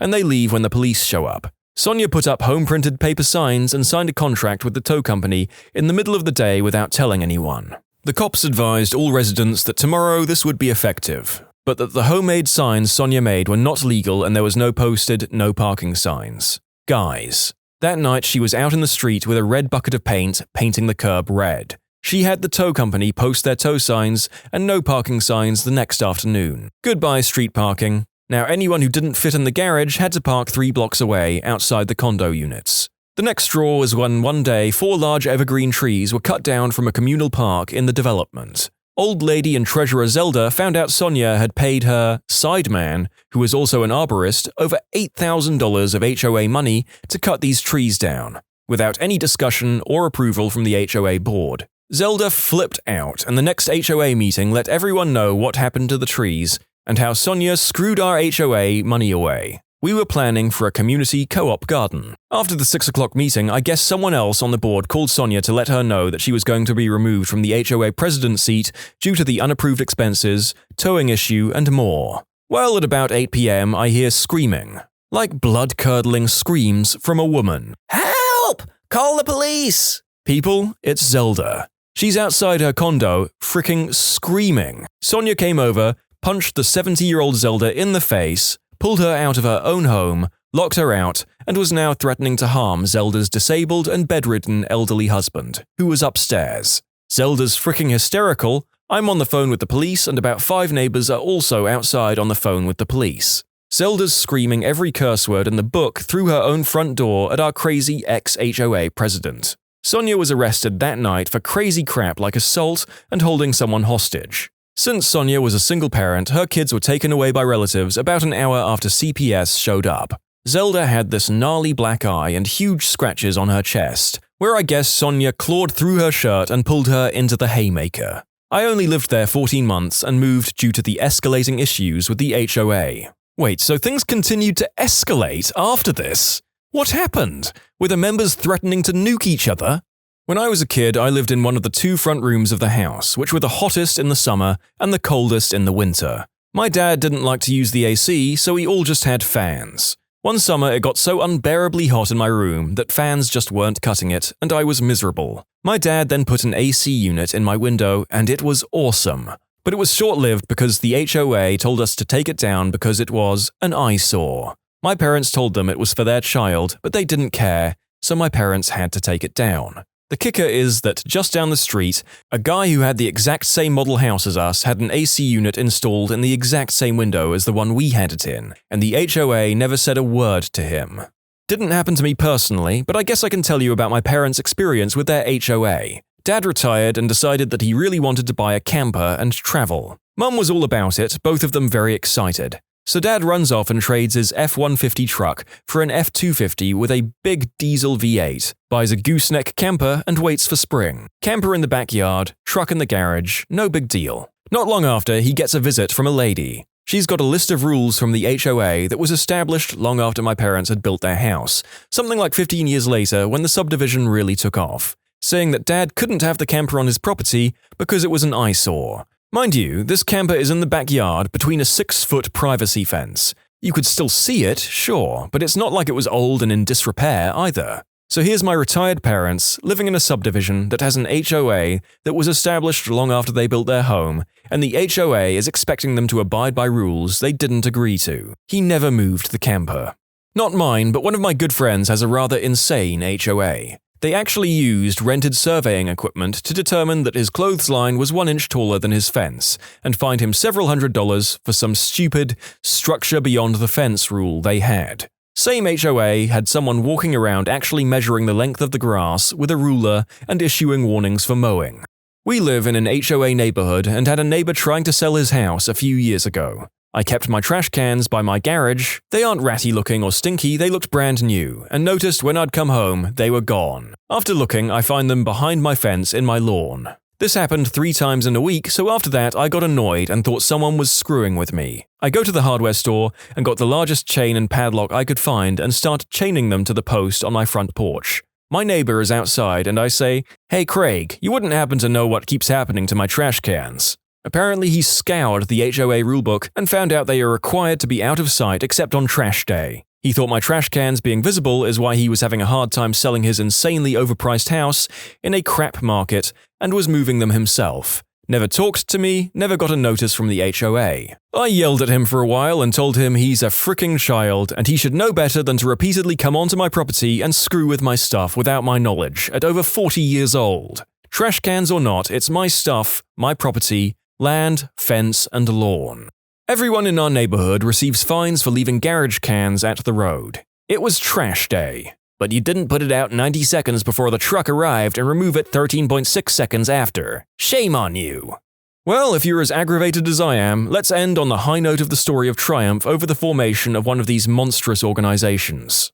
So it was a new community and my family just bought a house. So once all the other houses got built, this lady says she's going to start the HOA as per our agreement in the contract. So they call for a block party, no one shows up. A month later, another gathering at their home. No one shows up. 6 months pass by, call for a meet and greet at the community mailboxes. No one shows up. 2 months later, we get a letter asking for dues. Us and our neighbors next door and across the street talk about no one paying, and we spread the word to our 30 other neighbors, and the HOA died. Haven't heard from them in a few years. When did doing the right thing horribly backfire?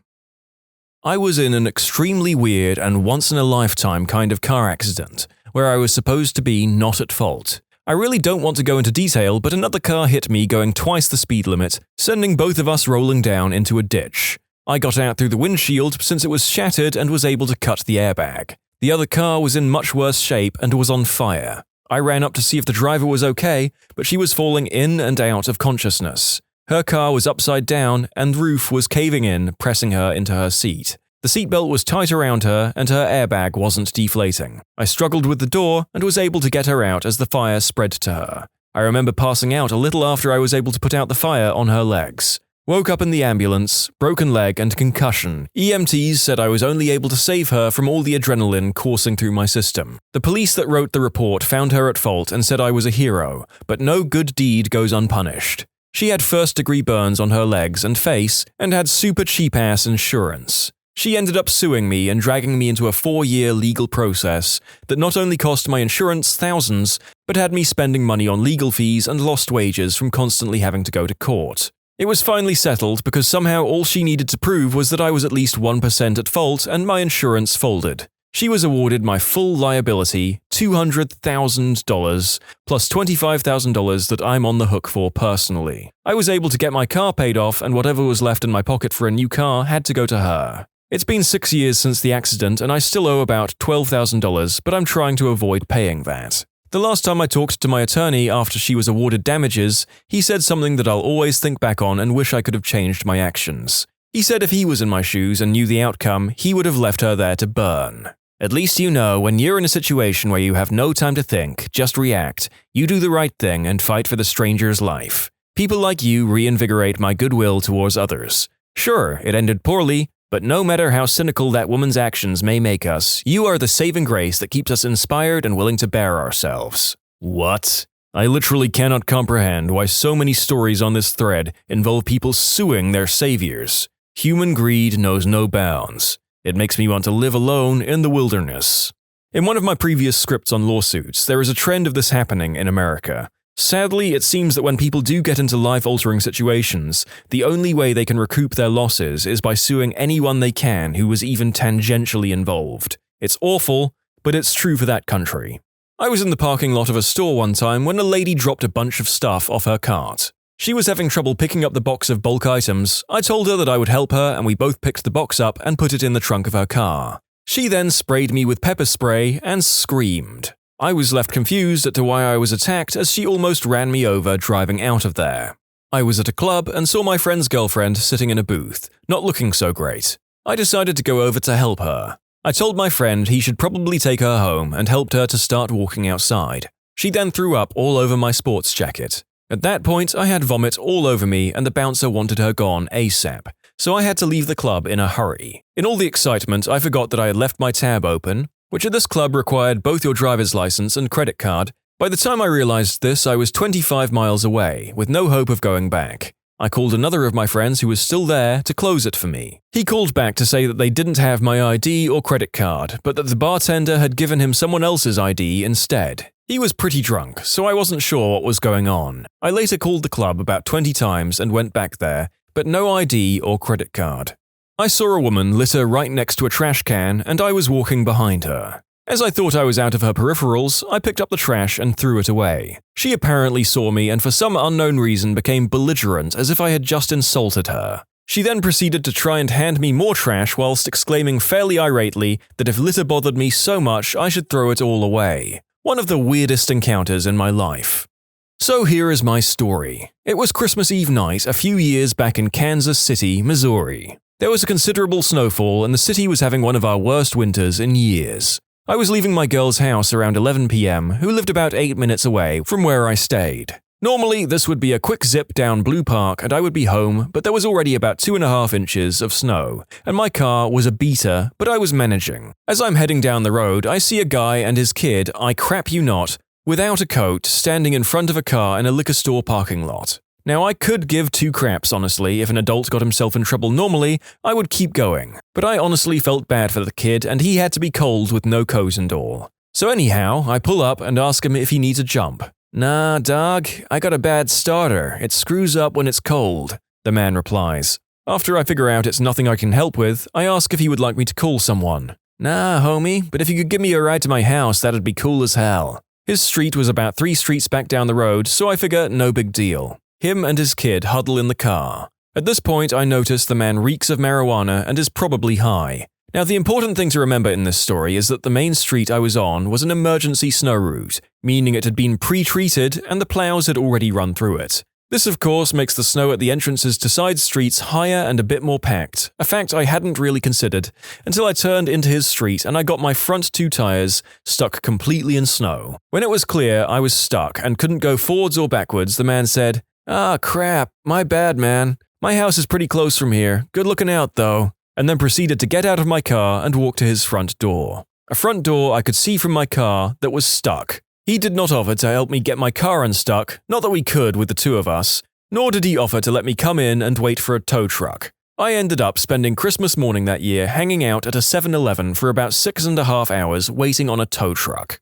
A friend of mine was walking down the street late at night when he saw a man lying in an alleyway. The guy looked as though he'd been hurt really bad and was asking for help. My friend approached him to find out how badly he had been hurt and what he needed to do. When he did, a bunch of guys ambushed him, beat the crap out of him, and stole all his money. The whole thing had been a setup just to lure him into a vulnerable situation. It's freaking terrible to take advantage of someone else's kindness like that. I read a story of a man driving in the middle of the night on a street surrounded by cornfields when he saw a man laying in the street ahead, not moving. He contemplated helping, but ultimately decided he should find help ahead to play it safe. He carefully drove around the body and slowly drove off, and when he looked in his rear mirror, he saw the body stand up and slink away into the cornfields. Most likely, there was an ambush waiting. It's truly sad that the moral of a lot of these seems to be, don't help people who look like they're in need. I would hope that we can refine it to assess the situation, but I guess we know that isn't always possible in the heat of the moment. Gave a one-eyed homeless guy $5. He wandered off, apparently telling other homeless guys his good fortune. Homeless guys began melting out of the scenery, asking for their $5. I realized my mistake at that point and stopped being generous. They apparently turned their anger on One Eye and stabbed him for his $5. I found out when questioned by police. Reminds me of an incident in high school. We used to drive down to a liquor store in Newark, New Jersey, to buy beer. There was always a crowd of homeless outside, and you'd frequently get back to your car to find a bum going through your ashtray for change and such. Anyway, the biggest of the homeless guys was Daryl. For the price of 1 beer, Daryl would watch your car and even escort you back to make sure no one hassled you. Well, one time, a buddy feels bad for Daryl and throws him $5. That was it. The price of going for beer went from 1 Meisterbräu, $5 per 12-pack, to $5. Being that a 12-pack and a pack of smokes totaled $7.50, this was an unacceptable tax. A new, disreputable liquor store had to be located. I was walking to the garage through the main lobby of the hospital I work at, I'm a nurse, and saw a woman sprawled across the floor with her family around her. I ran over to help and asked, "Are you okay?" Good lord. This woman sits straight up and starts screaming. Did she just ask if I'm okay? Did she just ask me if I'm okay? And proceeds to throw punches at me. They all missed, even though I was in WTF mode. Apparently, she just found out a family member passed away and had fallen to the ground from shock. I had 2 good friends who dated for a very long time and fought like miserable spouses. We all know that couple. So they finally break up and the dude has to move out. I didn't want to get involved in their messy breakup, so I declined him when he asked to stay with me. Fast forward a few days and he gets kicked out of his friend's house, who lives with his mum, and can't go home to his parents because of his new job. So I begrudgingly say yes because I know I would hope for the same generosity in that position. A few weeks go by with no drama, and then I have to go out of town for 2 weeks. I'm glad to have someone watch the apartment. My landlord calls me a few days later saying my shower leaked and flooded the downstairs apartment, causing over $2,000 in damage to both my apartment and the downstairs one. My friend denies the whole thing, will not admit he did anything wrong, and also refuses to help me pay for it. I got kicked out, never got my security, and had to pay an additional $1,000 because of a clause in the lease saying it was my responsibility to maintain all plumbing. I let another driver get in front of me in the fast lane when I could have sped up and blocked him. He sped up to about 80 miles per hour, and a half-mile down the road from me, he rear-ended a car that blew a tire and wrecked. I did not check the news to see if anyone had died, and never will. A lawyer friend of mine represented a guy pulled over for speeding or something, who was asked by the officer, "Do you have any firearms?" The man responds honestly, "Well, I have one locked up at home, but not on me." Turns out, since the time he legally purchased and registered his firearm, Congress had passed a law making it a federal felony for anyone ever convicted of domestic assault to own or possess a firearm. Problem is, even though the Commonwealth had a list of people convicted of domestic assault and a list of people with registered firearms, nobody let our guy know that when he answered this question a bit too honestly, he was confessing to a federal felony with a minimum sentence of 5 years in the pen. My laptop had just died when I found a MacBook Pro at a park with no one around to claim it. I hung around the laptop for half an hour and no one came forward. I tried to find the owner, but it was password protected and I didn't want to mess with it. My wife, being the ethical angel on my shoulder, convinced me to turn it in with the caveat that I could keep it if no one claimed it. I took it to the police station. Before I handed it over, I asked about their found property policy, and the desk person said, 90 days, and if it isn't claimed, it's yours. Sweet, I might get a free laptop without the guilt of stealing it from someone. So I went to my car and got the laptop and turned it in. The detective saw the laptop and said, "Oh, not computers. We destroy those after 90 days. Gosh darn it. Haha, well, I do understand the policy for the sake of protecting the data and info of the owners, but still a major bummer. I walked out of a bar and saw a man and woman assaulting a homeless man. The homeless guy was about 5'4" and about 110 pounds, and he was already down on his knees. The man and woman were both Samoan from their looks, so they were big. Very big.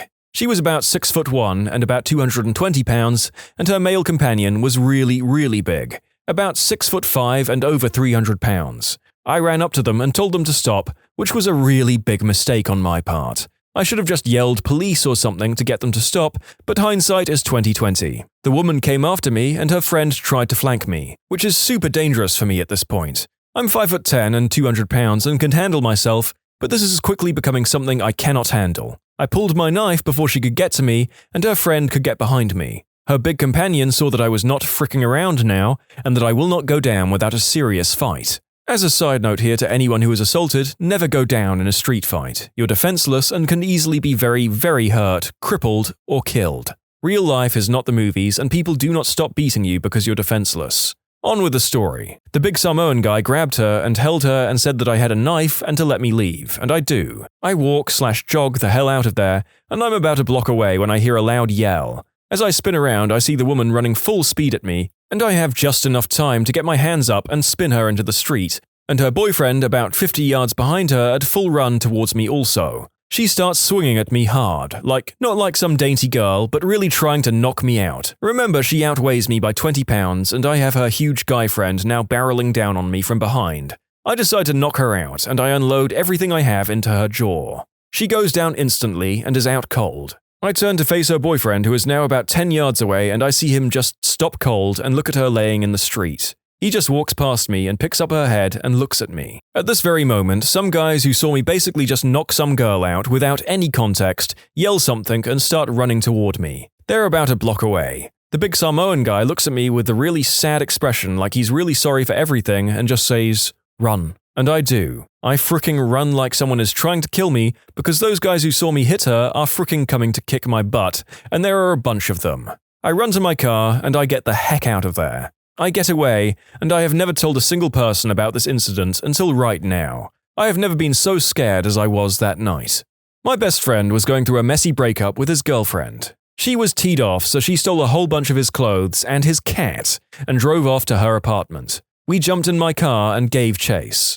She pulled into her apartment complex and parked before realizing we were behind her, so I pulled up behind her and blocked her car in. She started screaming at me to move my car, and I said, "Frick no," while my friend called the cops. He had had the cat for 8 years and was desperately attached to it. He had only had the girlfriend for 2 years. The cops get there and they talk to everyone. They figure out the situation, they tell the girlfriend to return the cat and the clothes. Then an officer comes over to me and says he's considering arresting me for false imprisonment. My freaking jaw dropped. Normally, I'm super respectful and cool with the cops, but it was just too much for me to swallow. Are you kidding me right now? Not at all. You put your car behind hers, making it impossible for her to leave. You kept her there against her will, and that's a crime. She could have gotten out of the car and walked away at any time. I was only stopping her from fleeing the scene with stolen property. Oh, are you a police officer now? Is that your job? I stare at him sullenly, a look of, "You can't be frickin' serious," on my face. I guess we don't do anything at this time, but next time you shouldn't get involved in disputes like this. It's a matter for the police, and you should leave it up to us. God, what a fricking mess that night was. I offered my seat to an elderly lady in the bus. Turns out she wasn't that old and felt offended, so she screamed at me. At which point you tell her to F off and say, "Fine, I guess you don't deserve any courtesy," and proceed to sit back down. Almost the same thing happened to me. Old lady didn't scream at me, but she said in a very catty tone, "Don't think you're doing anything special." But she did sit down in my place. I have fallen prey for this one before. Folks, you should still do it anyway. Just brush off the annoying prideful ones who scream at you for trying to be decent. Or, as another commenter puts it, kick her in the shins. Old ladies have weak bones. When I was young, I was able to save money very well. No bank or anything, just a wooden box under my bed that used to hold dominoes. Every week I would cash my paycheck, put the vast majority in the box, and keep a little pocket money for myself. When I was 18, I worked at a video store. Everyone who worked there were very good friends. One day, we were told by our boss, a really great guy named Drew, that he had come down with stomach cancer. I talked to him afterwards and was sad to hear that the store's terrible insurance was causing Drew to have to choose between treatments or paying his rent. Drew was gay and his family had disowned him, so he had no help. I thought about it for a few days and decided I would help him out. I agreed to loan him money so that he could pay his rent. He would pay me back when able and everything would be great. I gave him $3,000 I had saved since I was 12. A little over 3 actually, but who's counting, right? Cut to 5 months later, I come to work to see Drew being dragged out by police. Turns out he had a massive white powder problem and had been stealing from the store. He was such a good guy, I actually fought for him at work for a month or so until I saw the evidence. I also learned that he had never had cancer. It was a scam that he had used on several friends of his, so he and his boyfriend could get high. I've never been able to get back to where I was financially. I'm not sure what changed, maybe because I got a bank account, maybe emotionally it messed me up. I'm not sure. I have $60 to my name now. One thing is for sure, I have never trusted people the same since. Not sure anything will be able to give me that back. In the 7th grade, gave a choking girl the Heimlich maneuver, saved her life. No one else knew how, and was suspended for 5 days for sexual harassment. Her parents tried to sue, but it went nowhere. You've got to be kidding me. Weren't there any faculty present that saw it? Or was it the girl who claimed harassment? The security said I was rubbing myself on her or something. The girl was thankful, her parents were the really upset ones. The school blew it out of proportion. A work friend of mine was going through a nasty divorce. Even though it wasn't finalized, he was seeing another woman at work on the down low, but everyone at the office had suspicions. Having dealt with divorce before, I sent him an email explaining that people were talking and he may want to be more discreet so as to not exacerbate things with his divorce. He told the down low girl what I had said. She told me to mind my business. I explained over and over again that I meant well and it was nothing against her. She convinced him not to talk to me anymore and we haven't spoken since. My wife and I were flying from Montreal to Vienna 2 years ago. We were flying coach, so of course we're the last to board. I see a lady sleeping in the waiting room at the gate. Good Samaritan that I like to think I am, I gently wake her and ask if she's going to Vienna. She says that, yes, she is, so I tell her that it's final boarding. Away we go, and she gets on behind us. As we're taking our seats, she goes by us and we smell the alcohol vapors. Oh no. Anyway, we get our seatbelts on and they start pushing the plane out to the taxiway. The flight attendants go through the cabin, checking seatbelts. But when they get to the drunk lady, they can't wake her up. So, overcome all the flight attendants, shaking her, trying to wake her up. Finally, they start calling for a doctor on the flight. Someone speaks up and is a nurse. They try and fail. So, back the plane goes to the gate, on come the EMS and haul her out. 2 hours later, we're sitting at the gate while they try to find her luggage to pull off the flight. I sank deep into my seat and hoped like heck no one saw me wake her up to get on the flight. My friends in college had to kill and dissect mice. There were way too many etherized mice for the class, so they got the leftover little dude and carefully revived him, gave him water, stroked his fur, and took him outside and released him on the lawn outside the cafeteria. Free crumbs for life. He made it several yards before a bird swooped down and grabbed him. I saved a bird that was stuck in a fence. It was a wooden privacy fence, and the bird had managed to get its head stuck in between two boards on the fence. All I had to do was grab the bird and lift it up above the boards. Anyway, it pooped on me. Office workers. What's your best office story? Used to work with a fairly large woman. Every winter she would catch a cold and hack and cough and just have a rough go of it. She would have these horrible coughing fits to the point where we thought she might pass out. One day she had a horrible coughing fit and peed herself. That night the carpet cleaners came in, pushed all of the office chairs into a back room and shampooed the rugs. Everyone came in the next day to find their chairs in a room and no one knew which chair was which. Everyone spent the day standing or sniffing their chair to see if they had the pee chair. The big lady was actually pretty dang nice and she went on to lose a bunch of weight, ditch her loser husband, and have a great life. So there's a happy ending there. Came into work, I was the early manager, and before I get to my desk, my phone is ringing. Answer it and it's an employee. All he says is, "I have to go, I'm bleeding from my butt." Stunned, I say, yeah, you should leave. I walk to his cube and find a blood-soaked chair with bloody napkins all over it. I ask if he wants to call 911 or something, and he says, "No, I'm driving myself." I call maintenance and I have to explain to them and upper management how all this blood appeared. Guy ended up okay and came back to work a couple of days later. Never asked what the heck the issue was. That's a bleeding hemorrhoid. Not that you really probably wanted to know. The chair was soaked. It was a lot of blood. I asked if everything was good after the fact, and he said it was, and nothing to worry about for other people. I speak from experience. Not quite that bad, but it lasted for days and bled clear through my pants and left a large stain on my seat at its worst. Went to the ER. The doctor acted like I was a big wimp and wasting his time. He then forces a golf ball-sized blood clot out of my butt. So pretty much not a big deal and nothing a person would ever want to discuss with another living soul. I work in a public library, which combines all the joy of customer service and office work. Usually it's just people calling to get phone numbers verified, but there's a few who call for life advice, including, "How many calories are in rye bread versus whole bread? Do I need to water my cactus today? I updated Firefox and now I don't like it. How do I go back to the old version? What day this weekend will traffic be bad?" Personal all-time favorite caller goes to the woman who called to ask me what fellatio technique geishas performed. I guess there is a tendency to automatically think that librarians must read a lot and therefore know more. As far as I know, that particular job is about storage and data entry, but this sure is a funny assumption. I work at a factory back office, watching over incoming and outgoing materials, and general material management. We had a shipping container come in from the States, transporting several big bags of sugar and milk powder mixture. We crack open the container, and much to our surprise, we find a cat. Bear in mind, this container spent a solid week or two at sea. The cat was alive. Apparently, it survived by eating the powder.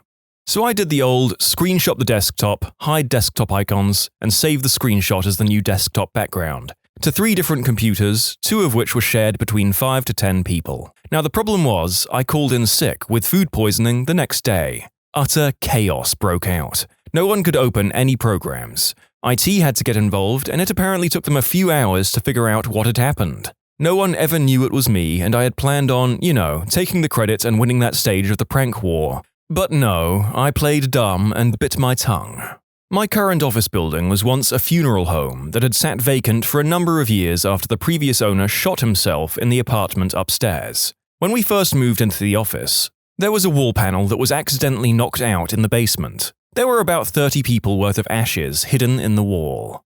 I have one. We have an agent. Let's call him Joe. Joe is about 60 and the perfect employee. Never misses work, perfect stats, honest, customers love him and always give him praise. Volunteers for overtime and absolutely everybody loves him. I use his calls as examples in my training class. He's been offered numerous management positions, but he's perfectly content sitting at home, fixing customers' problems, making them happy, and making our company money. He is an absolute machine. 2 years ago, his wife and his 40th wedding anniversary was coming up, and I had a business trip to Ohio for a new system training. Joe was told that he had to come with me to learn.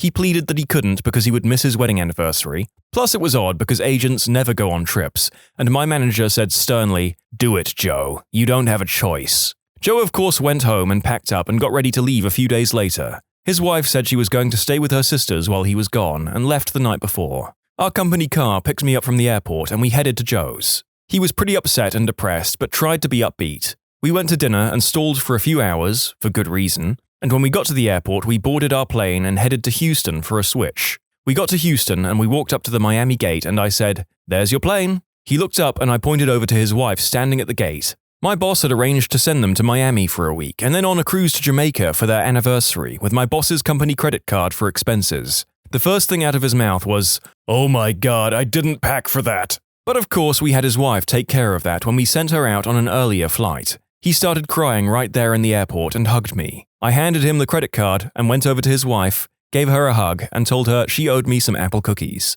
So bomb. And headed to my plane for Ohio. Went to Ohio and... yeah, Ohio. We had a Phil Collins day to screw with a co-worker who professed to hating Genesis. Months after revealing their hatred, the president of the company had the IT company stay after everyone left to absolutely cover this person in Phil Collins' face, and I heart Phil signs in celebration of Phil Collins' birthday. It was practically a holiday and very little work was accomplished as a result. Pretty much the best day at the office ever. I love this because of everyone getting involved and because of my not-so-secret appreciation for Phil Collins. Sounds like a fun place to work. Will this be an annual event? I think my favorite part of this is the casual disregard for the IT department and the rest of the office, making them their own prank monkeys. A guy at my office had a fishing rod along the ceiling. He had the hook positioned over a man's head. We'll call the man Dave. Every so often he dropped the hook, which has a little weight, onto Dave's head and then quickly pulled the cord so the hook is back up to the ceiling and isn't visible. This is going on months and the guy who was being pranked didn't have a clue. He went to the doctor for tests because it felt like a throb to his head, so he worried something was really wrong. When we told him what was happening, he couldn't stop laughing at himself. Dave's revenge was pretty sweet. He did the deed with the prankster's sister. "Oh, I really thought there was something wrong with me. I guess you learn something new about yourself every day. You got me, guys. I'm going to penetrate your sister." OP thought the question said, "Best orifice story." I got this job a few years back. In the first week, I was blown away at the technical ineptitude of the whole darn place. Our job requires a lot of scanning, usually large stacks of bank statements, 100 to 200 pages at a time. And the people who I worked with and for, more often than not, needed to scan things that were front to back. How they did this blows my mind to this day. Step 1. Flip the whole stack upside down so the reverse side was ready to scan. Step 2. Make a copy of every back side. Step 3. Take the reverse side and place it just behind its front side so that it would be page 1, copy of page 2, page 3, copy of page 4, etc. Step 4. Scan the whole stack face up. The amount of paper they wasted was unbelievable. That's the day I became a genius by showing them our enterprise-level scanner could scan front and back simultaneously with the push of 2 buttons. This is also when I became partly responsible for every IT issue in the office, despite having IT members on staff at all times. 10 minutes into the company meeting, someone's phone went off playing bagpipe music. But as it got louder, we realized it was an actual set of bagpipes playing outside. Before we knew it, the guy marches into the conference room, blasting away that one Scottish song. I don't know what it's called, but you know the one I mean. After he finished playing, the speaker, who had been playing dumb until now, announced that we had just acquired a small company in Scotland. Best announcement ever. I worked with a guy we called Irish Jeff. We were on the sales team and he will call customers and start singing "Oh Danny Boy" until the phone rings. When the customer answers and asks if he was singing, he will say, "Well, I am Irish." He will then talk to them for 45 minutes about his Irish heritage and the names of the boats that originally brought people over from Ireland, without letting them off the phone. He doesn't really ever talk about anything he's supposed to be selling. He was born and raised in Texas. We call them plastic patties in Ireland. They annoy us as much as they annoy you. This was at my last job, a call center on National Donut Day at Krispy Kreme. Girl A had gotten a box of donuts and was on a call with a customer. Girl B comes up and takes one out of the box.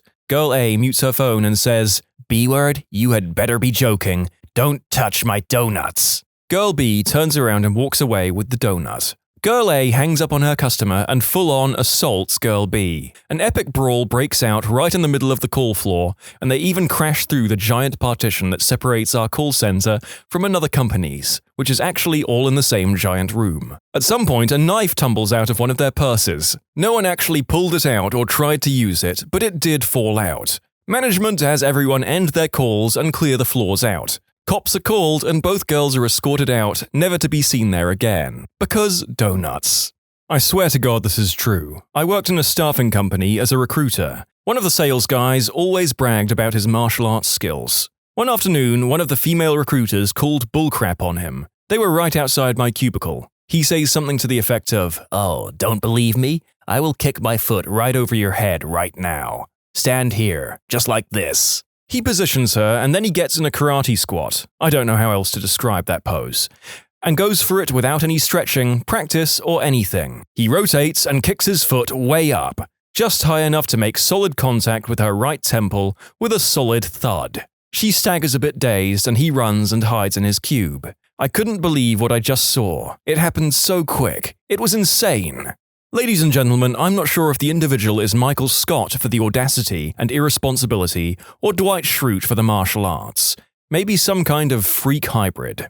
We call her the Runner. Call center rep was going to be fired for refunding fees that had never been charged. She was essentially just giving away money because she couldn't figure anything out. About halfway to the conference room, she figures out what's happening. As such, she comes to a dead stop and refuses to keep going. She keeps asking her manager, "Johnny, are you going to fire me?" Of course he can't confirm since he's still in the middle of the floor, so he tells her he just wants to be able to have a conversation in private. She keeps asking and he keeps not answering. Eventually, she just turns around and takes off for her desk. Johnny is standing there for about 10 minutes trying to decide between going after her or continuing to the conference room where his boss is waiting for them. He finally decides on the conference room. Johnny is a pretty large guy and his boss is a chain smoker. After the boss knows what happened, they take off running over to her desk and the other rep tells them that she left. They then sprint down into the parking lot. Just as they get to the doors, they see her car pulling onto the street. They hung out for about 5 minutes to catch their breath. When they got back, Johnny called corporate HR, and they let him know that the rep had already called Aetna to file for a leave of absence. She got fired anyway. A girl I worked with, married, was screwing the boss, also married. They stayed after hours for weeks to do their thing in his office. For some reason, she opened up to me about this, even though we weren't friends, and she included the fact that he prematurely arrives all the time. So anytime he's being a butthole, I just picture that and I feel better. This morning, I found a bloody glove in my desk drawer, and Jim Halpert tried to convince me I committed murder. I think he may be the real murderer. My coworker was out of town for an office pancake breakfast. In her absence, we decided to make her a breakfast plate. We ended up making a Vitruvian man made of sausages on a Royal Chenet plate and hiding it in her office. She found it, and then the Vitruvian man began to travel office to office. It was sealed with tape, but that didn't stop it from starting to go moldy. The Vitruvian man was hidden in desk drawers, under paper piles, behind coats. I knew it was my turn for the Vitruvian man to end up on my office, but when I got in, I couldn't find it anywhere. Later in the day, one of our VPs came in to meet me with a serious matter. He asks me a question, and I'm thinking of my response. I look up. There on the ceiling, Mission Impossible style, is a moldy man made of sausages with its taped-on smiley face looking down at me. I awkwardly carried on the conversation with the VP through random laughter which didn't make sense to him. I had to throw out the plate after that. In total, we had it moving around the office for about a month.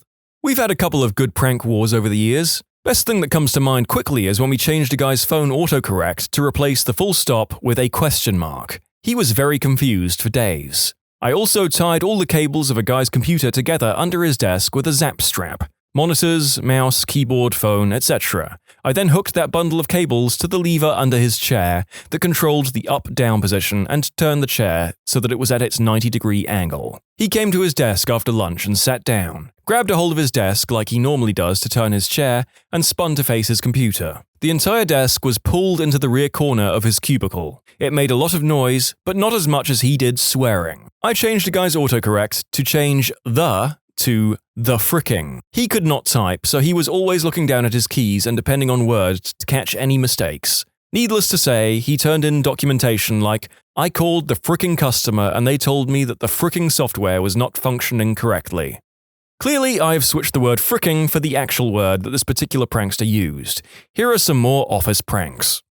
I change people's autocorrect to say, I'm pooping instead of hey. Another one, change work to the brothel. And the best, change beer to fun butt stuff. I'm pooping. Super busy day at the brothel today. In desperate need of fun butt stuff. I did this to my business partner's computer as a joke and went on holiday. He never proofreads anything, so when I got back, I walked into a massive crap storm. He still thinks his computer caught a virus, and if he ever finds out the truth, he will murder-suicide us both. 10 out of 10. Totally worth it. The only funny thing was the time I placed an ad in the paper saying, monkeys for sale, $50 with his number. That's a whole nother story. You'd be surprised at how many people want cheap monkeys. There are many phantom crapper stories out there where someone drops a deuce in the bathroom floor or shower. But at one of my Navy commands, we actually had someone take a crap in the coffee pot, and then run the coffee machine, fill up the pot, and leave it there for people. Luckily, someone smelled it before they tried to drink it. They never caught the guy.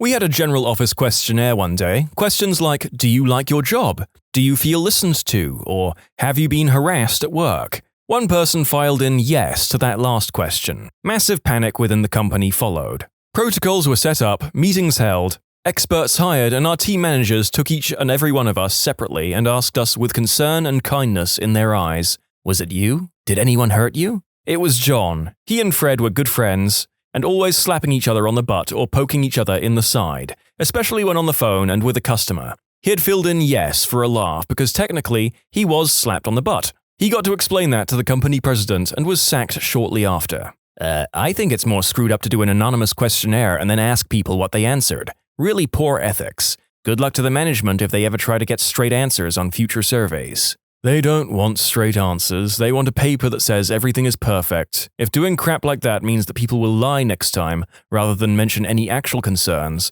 then that's all the better for them.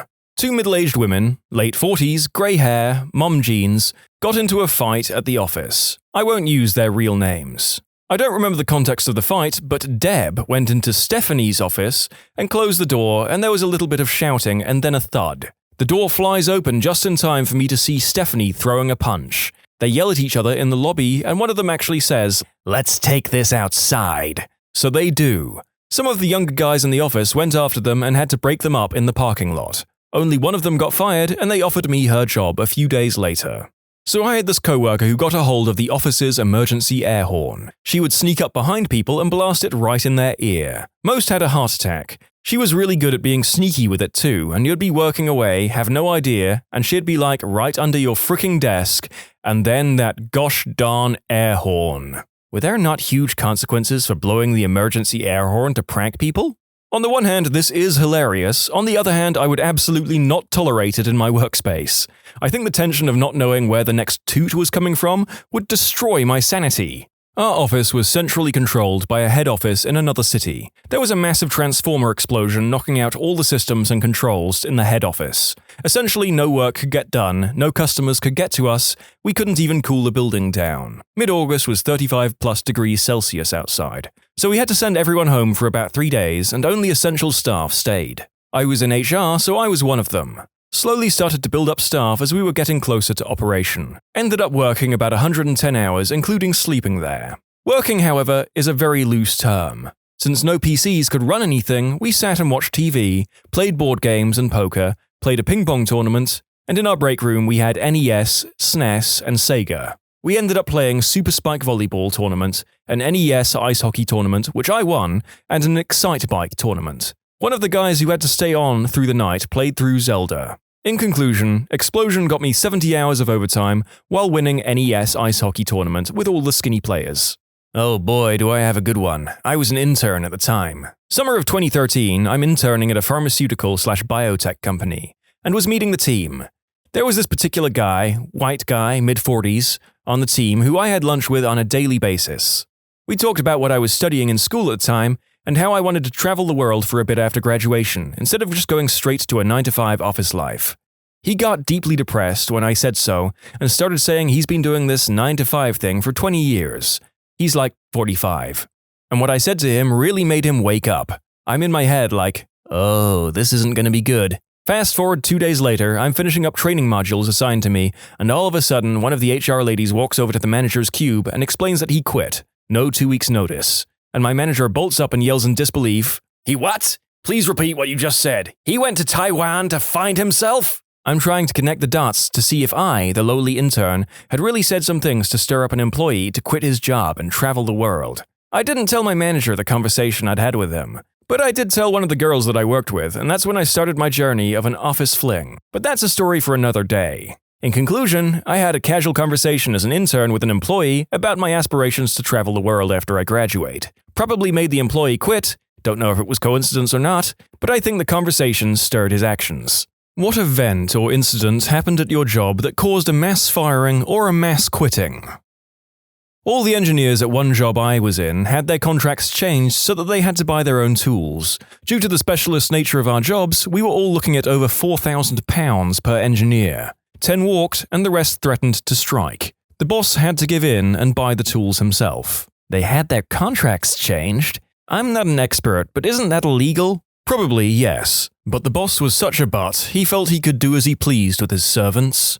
Many times he would just have the engineers working on Christmas Day. If you complained about it, he would just tell you to stop whining or get another job. One poor sod was made to work the day his wife went into labor, and he missed the birth of his child. He wasn't even allowed to phone the hospital.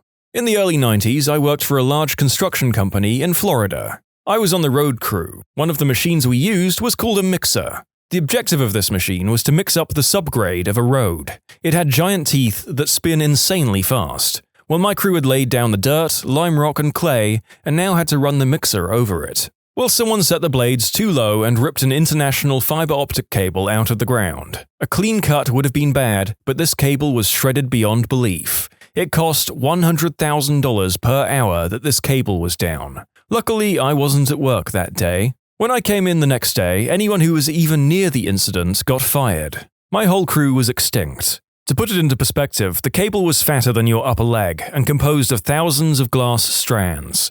Every strand had to be fused back together. It cost the company millions. Total about 40 people that day were fired, and I was put on another crew. Man, that's gotta suck if you were simply the guy holding the stop or slow sign that day. The idea is probably that everyone on the crew has a responsibility to be aware of what's going on and notice egregious errors. Not sure that it's reasonable in this particular case, but it might be.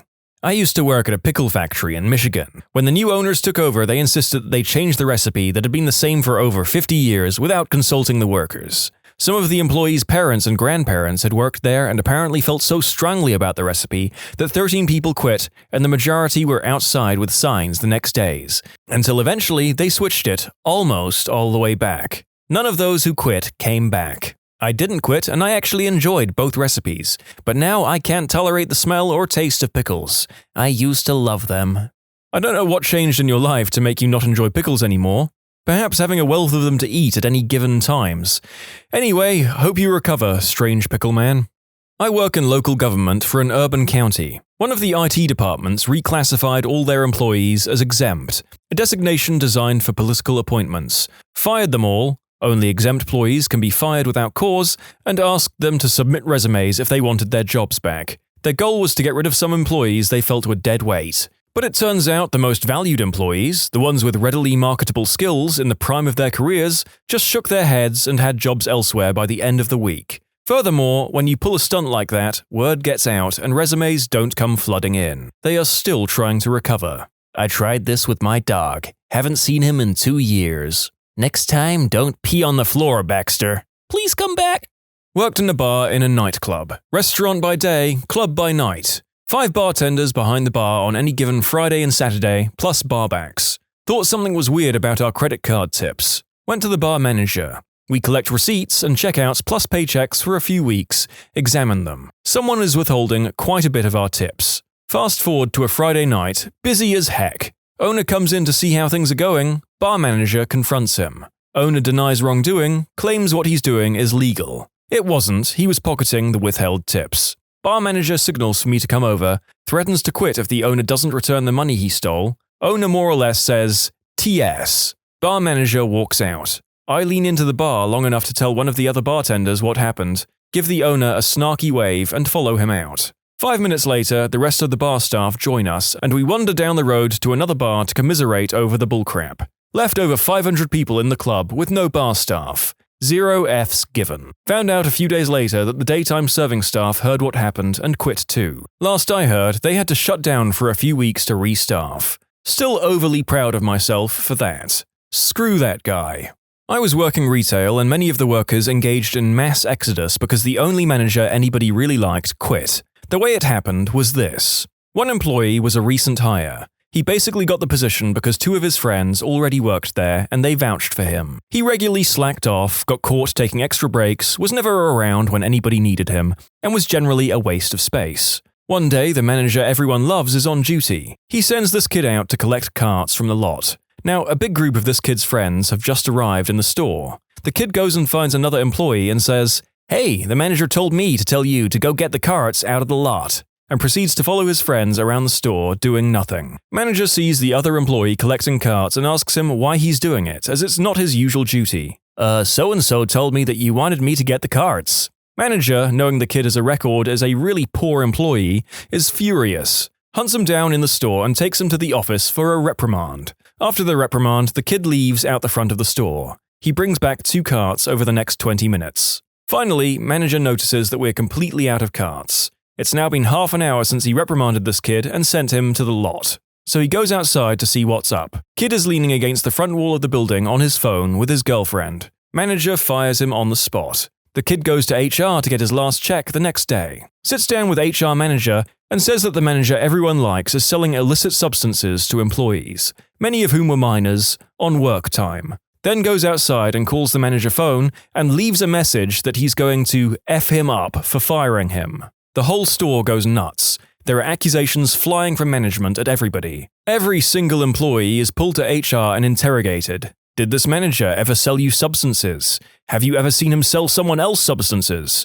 Have you ever seen him use substances? Have you ever heard him talk about using substances? No, no, no. And everyone they talk to points the finger at this disgruntled ex-employee. Everyone knows he started the rumor mill going to try and get back at his manager. The manager plays the recorded message for management that this kid left on work cell, but they dismiss it because there's no way to know it's him. Grilling continues for 3 or 4 days. Some people are pulled for multiple interviews. Gossip starts that they're going to fire this manager. They don't have any solid evidence against him, but this ex-employee and his 2 friends who still work at the store have provided stories that match one another. Well, no crap, they hang out every day and these interviews lasted almost a week. Enough that they think the manager needs to be fired. Manager doesn't wait for them to do it. He walks in one day and says, "Screw this, I quit. I drafted my letter of resignation when this crap started. Here's my keys." About half the employees on staff walked right out there when he did. Almost everyone else quit within the next week. The last I heard, the only people who didn't quit were the 2 friends of the kid who never did his job.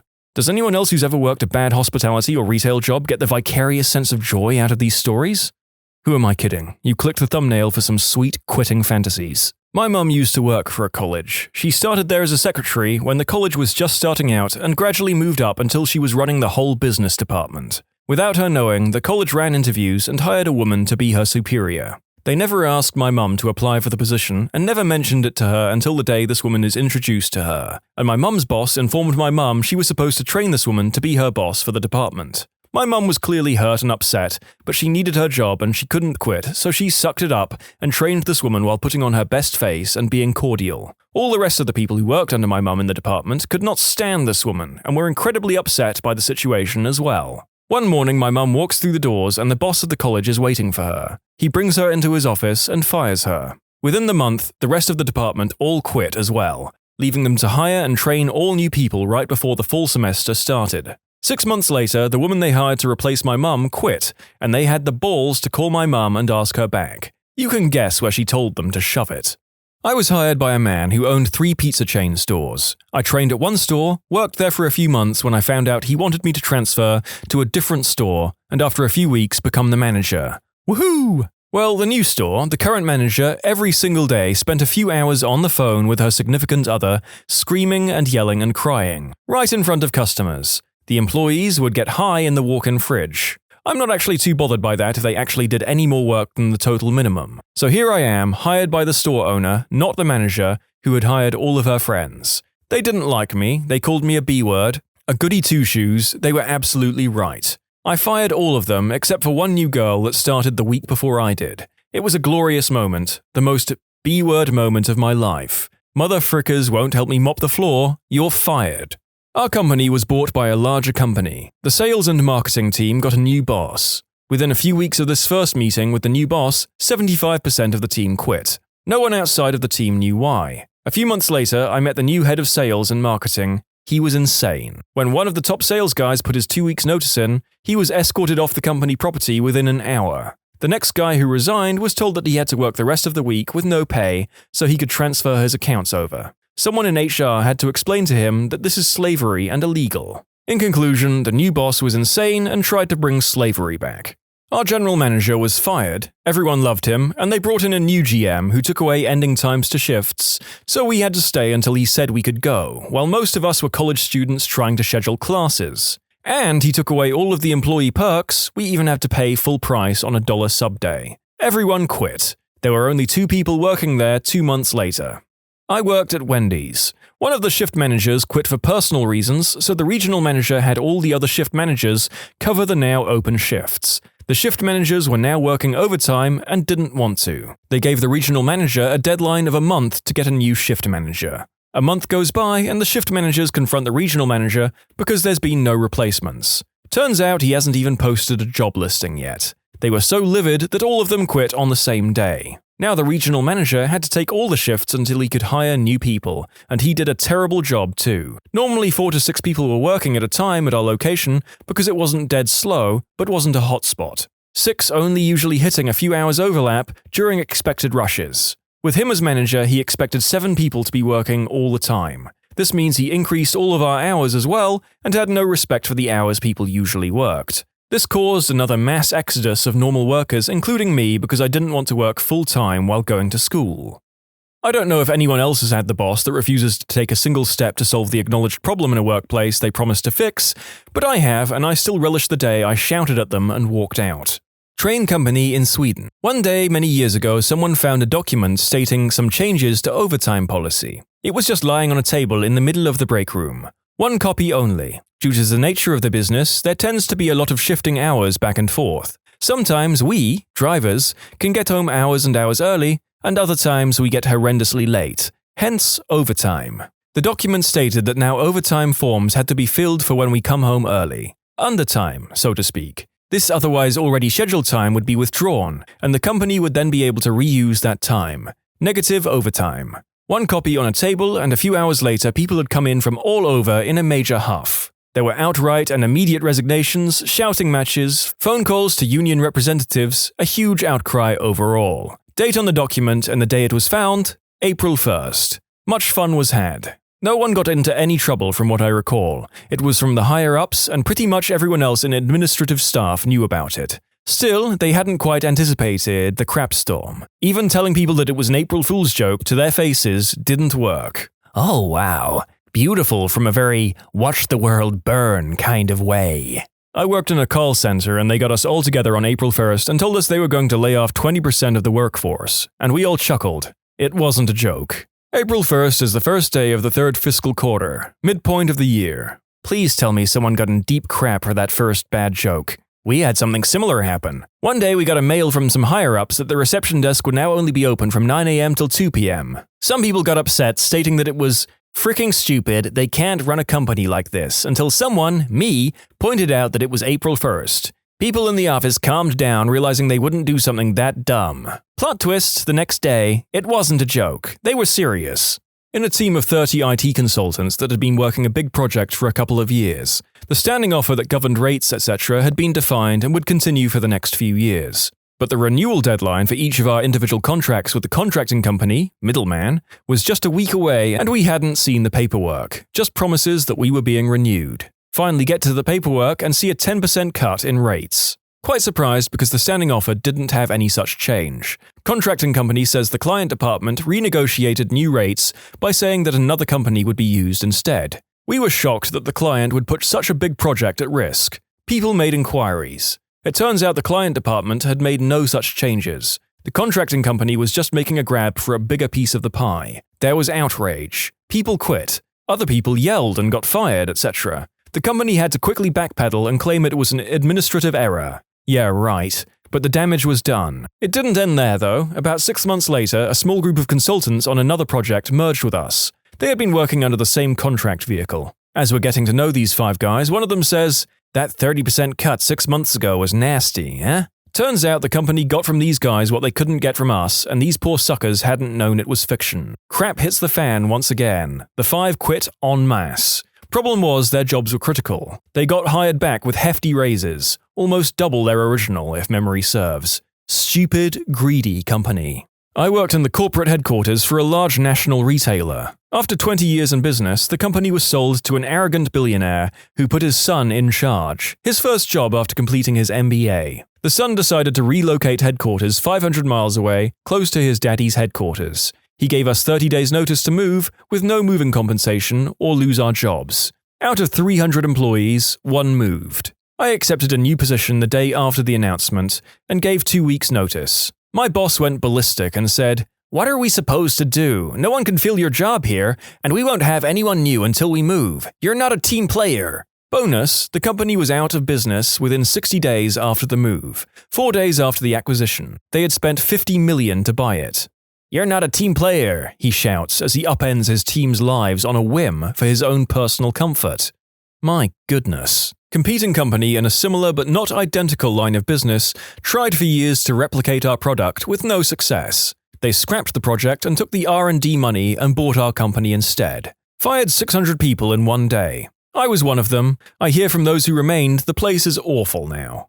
I was the lead cook in a $1 million kitchen at a multi-million-dollar high-end restaurant. The executive chef had been there since they opened and worked his way from the bottom to the top in 4 years. That place was his whole life and he was completely dedicated to it. The absentee owners had hired a do-nothing, know-nothing manager. After weeks of complaining, the owners had a meeting with the manager and gave him a week to get on top of his job. The chef went on vacation that week. The manager saw this as an opportunity to buddy up with the owners. A week and 2 rounds of golf later, the chef comes back to work to a pink slip. 27 out of 30 employees came in and resigned immediately after. Oh boy, I think I might have a winning story. When I was in high school, I took a part-time job doing tech support for a dial-up ISP. The company was pretty small and only had a handful of employees. The owner's wife did HR and accounting. Her brother was in charge of the technical operations and was my boss. Plus a web developer and the regular tech support guy, who were best friends. There were also a handful of developers at a sister company which develops custom software. My work schedule was evenings a few days per week plus normal hours on the weekend. My boss was usually there before me on Saturdays, but one week I was surprised to find that the office was locked. As the day progressed, I became increasingly confused by the fact that nobody else had shown up. There was almost always a few people at least passing through, but I'd been there all morning without seeing anyone at all. Finally, after a few hours, my boss walks in and said, "You're probably wondering where everyone is." He told me that everyone except me, the owner and his wife, had quit. He wouldn't say why, but he assured me that it wasn't something I needed to worry about, and that, since his job was vital, he was going to stay at the company until a replacement could be found. I tried to find out what was happening, but he said I'd have to talk to the owner. When the owner arrived, there was clearly tension between the two of them. He also wouldn't tell me what happened, but was very eager to make sure I wasn't going to jump ship. Eventually they hired new employees and found a replacement for my boss, and things went back to normal. But I still didn't have any idea what the hell happened, and the owner clearly wasn't interested in discussing it. Cut to a few months later, I'm walking around the show floor at the Macworld conference in New York when I bump into the former tech support guy and former web developer. We spent a few minutes catching up, and then the tech support guy grins and says, "So, do you know what happened? Why everyone quit?" Me? "No, but I've certainly been curious. The owner didn't tell me and I didn't want to pry." Tech? "He and his wife got excommunicated." Me, blank stare. Tech, "Didn't you know we're all Jehovah's Witnesses?" Apparently everyone knew each other from church, and Jehovah's Witnesses aren't allowed to have anything to do with people who have been excommunicated. It wasn't until years later that I learned that the owner and his wife were swingers, and someone in the church found out. Plot twist. Listen, I don't think anyone should be excluded from a workplace for their private lifestyle choices if everyone was consenting adults and they weren't hurting anyone, but at least it makes for a good story. You remember Walden Books, the store in the mall? I had a friend who worked there as a store manager. They hired him to clean up the store. It was a total wreck. Dozens of unopened shipment boxes crammed in the back room, behind the cash wrap, even under shelves. He found new releases from 3 months back that were never available to buy. It was really, really bad. On top of that, the district manager who hired him told him he had 3 weeks to get the store in order without extra hours and without sales dropping. If you've worked in retail before, you know that this is impossible. My friend argues with the DM, and the DM basically tells him that he doesn't care if they work off the clock to get it done, it will be done, or he'll turn the entire staff. Fire them. So for 3 weeks, my friend and his staff worked 24/7, only clocking in for allotted shifts. My friend would even sleep in the back room in a sleeping bag, and miracle upon miracles, he got it cleaned up before the deadline. The deadline comes and the DM comes back with 2 LP operatives. They start pulling the staff one by one to the back and grill them until they get them to admit to working off the clock. When they get to my friend, she tells them outright that the DM told him to do it, and the DM sat there and denied the whole thing. So he says to the LP guys, "How else would we get this done with the deadline time allotted? You know what the store looked like before and you know how much time we had." The LP guys just looked at each other and then fired the entire staff. That same day, a manager and 3 associates were hired. The DM already had them in the wings and was just waiting for my friend to get the store in working order to pass it off to his friend. What do you miss about being young? No daily body aches or pain. My childhood house was on a huge hill. I used to stand on the top of the hill in my snowsuit and just jump. Anything over 8 inches of snow, I would just slide all the way down. I think about this often, especially as time keeps turning. Yeah, I feel this one. I get random knee pain every so often.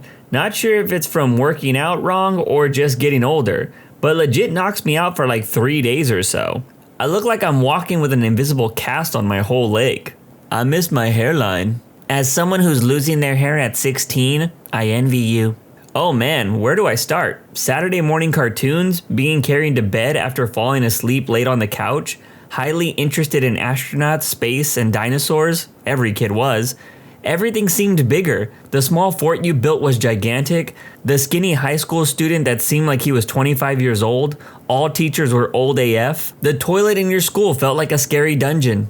Playing in the mud with your siblings and cousins, while your parents were screaming at your face for doing it, but you all knew you were going to do it again. You just knew everything would be okay because your parents were always taking care of you. And if they were angry with you, you could always just go to your grandparents. And of course, falling asleep in the back seat of the van while on your way to grandma's. The sound and feel of the off-ramp would wake me up just as we were getting home. Those were the days. Having more energy and my body not aching. Dude, energy. I could just wake up and my youth propelled me right into my day. Now I'm in bed for an hour past my alarm. I need 2 cups of coffee just to get moving. My wrists hurt after decades of using my hands repetitively for work. I get hot flashes, I'm unmotivated. I do things because I have to, not because I want to. As I get older myself, I'm curious how many people feel the lack of energy are also people that aren't very active. I think we underestimate how having a healthier lifestyle can really make us feel better. I say this as someone who has recently started taking their health more seriously. And man, I do feel so much better. Living in a world where it felt like the future was going to be better instead of worse. Honestly, as a 15-year-old, I gotta say I don't really think the future is that bright. Due to things like social media, we're being overloaded with negative information like climate change, oceans being polluted, inflation, high house prices, unemployment, and a lot more. Even really young kids, around 8 or 9 years old, are brought in contact with these topics, which is concerning in my opinion.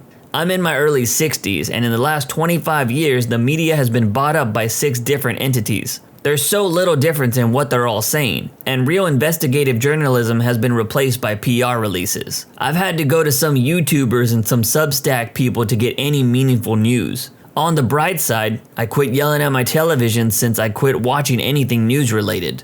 I can relate, I rarely watch big news outlets. I watch people on YouTube and streaming services to cut through all the crap for me.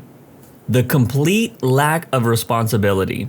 Yeah, I miss those days where my biggest problem was having to read out loud. But you can't know what a non-problem that is in the moment. Because back then, it was a big deal. As were middle school politics, failing a test, etc. It takes perspective to understand fully, which you don't have when you're young. Like seeing a toddler cry over a dropped ice cream cone. It's literally the worst thing in their whole life. I'm middle-aged and I greatly prefer it. Personally, my give a crap meter is broken and I have tools, experience, and perspective to actually deal with things. Either way, being a person can be tough at any age. Thinking that everyone I met and talked to was my best friend. This is quickly becoming my issue. I made friends so easily in middle school. Now everyone I made friends with is leaving, or I can't find new ones to talk to. If you need help with this, I would say join online communities if you can. Play video games with people online, or just try to do something new that involves people. This is the honest truth, but some of my best friends are people that I didn't grow up with and I met online. And yes, if you're curious, I have met them in real life. Not having to work. Oh man, what I would give to have 2 months off a year again. Being able to slam half a buffalo chicken style pizza with no consequences.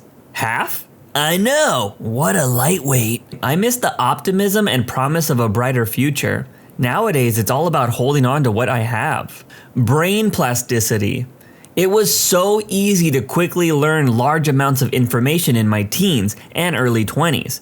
Now I'm almost 40, my learning capacity has slowed down significantly. I'm in my 40s. One thing that I've done and I still keep on doing is studying.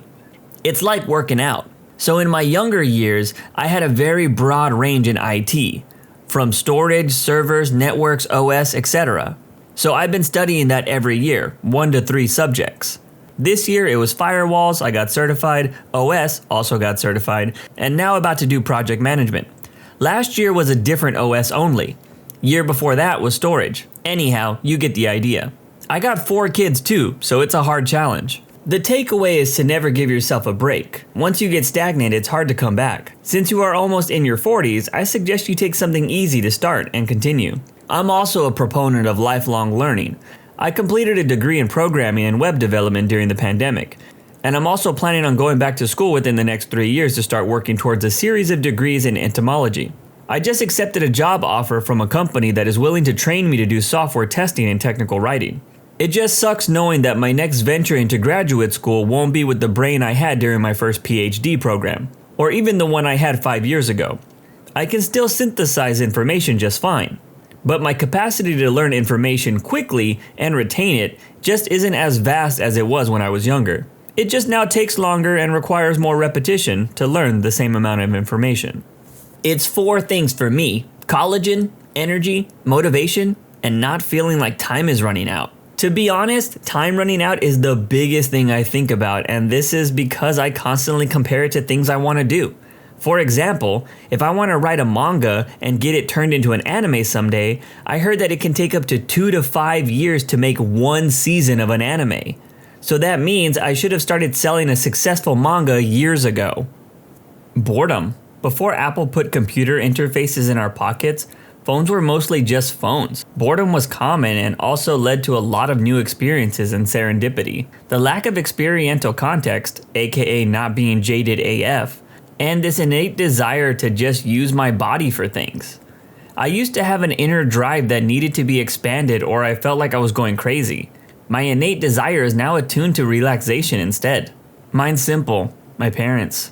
Oof, I relate. I miss ya, Grandpa. Getting rock throbbing, well, you know, if you're a guy. Mostly a working pancreas.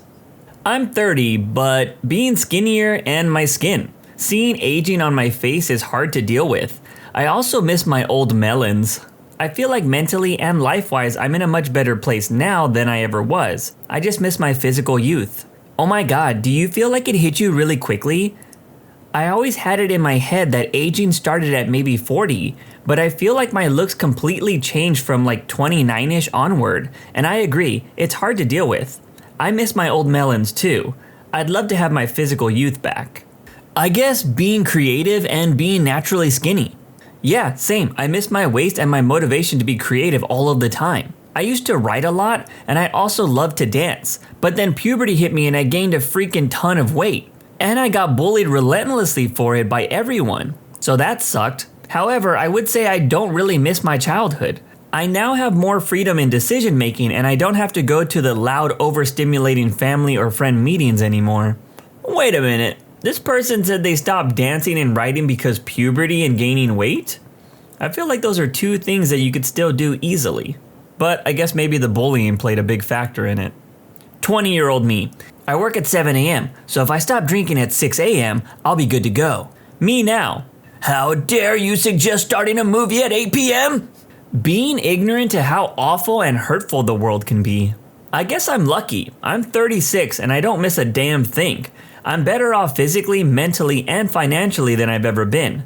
Beautiful wife and family. Self-employed. Life is good. Same here. Almost 10 years older than you, and I'm better, fitter, smarter, richer, happier than I've ever been. My friendships, career, marriage, body, and wallet are all much better at this age. No, I don't look 23, but that's okay. Preferably even.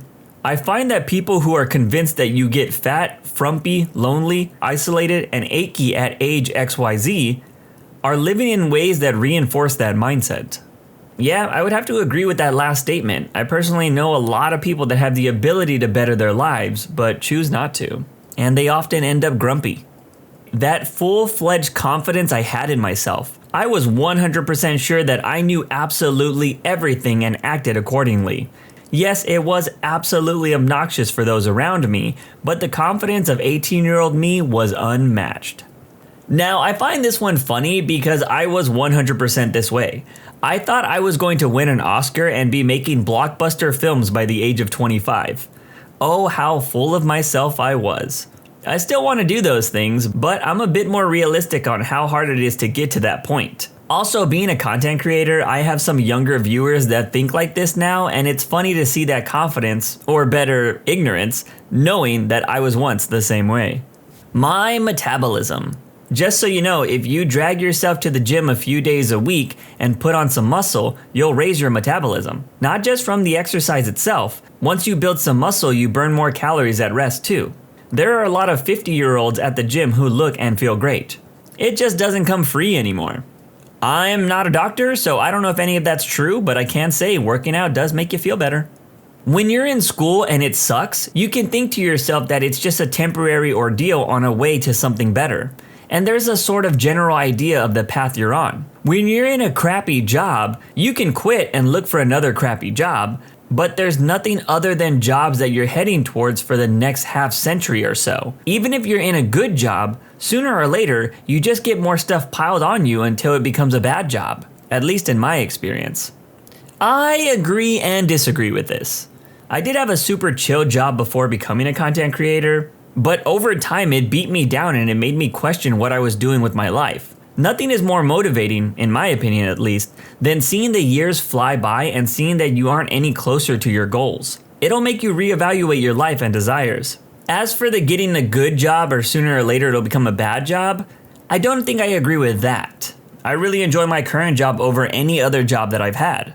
And if there's things I don't like about it, I try to find ways to improve it. I don't know, if I'm still doing this in a few years, maybe I'll think differently, but right now, I think it's pretty awesome. Waking up and knowing that I could realistically end up doing something completely unexpected that night. I could end up at a concert, some crazy road trip, a festival we just discovered, etc. That and the music. Life is so boring now. I technically still do all the fun stuff I used to, but after 2020, I'm just super anxious about everything.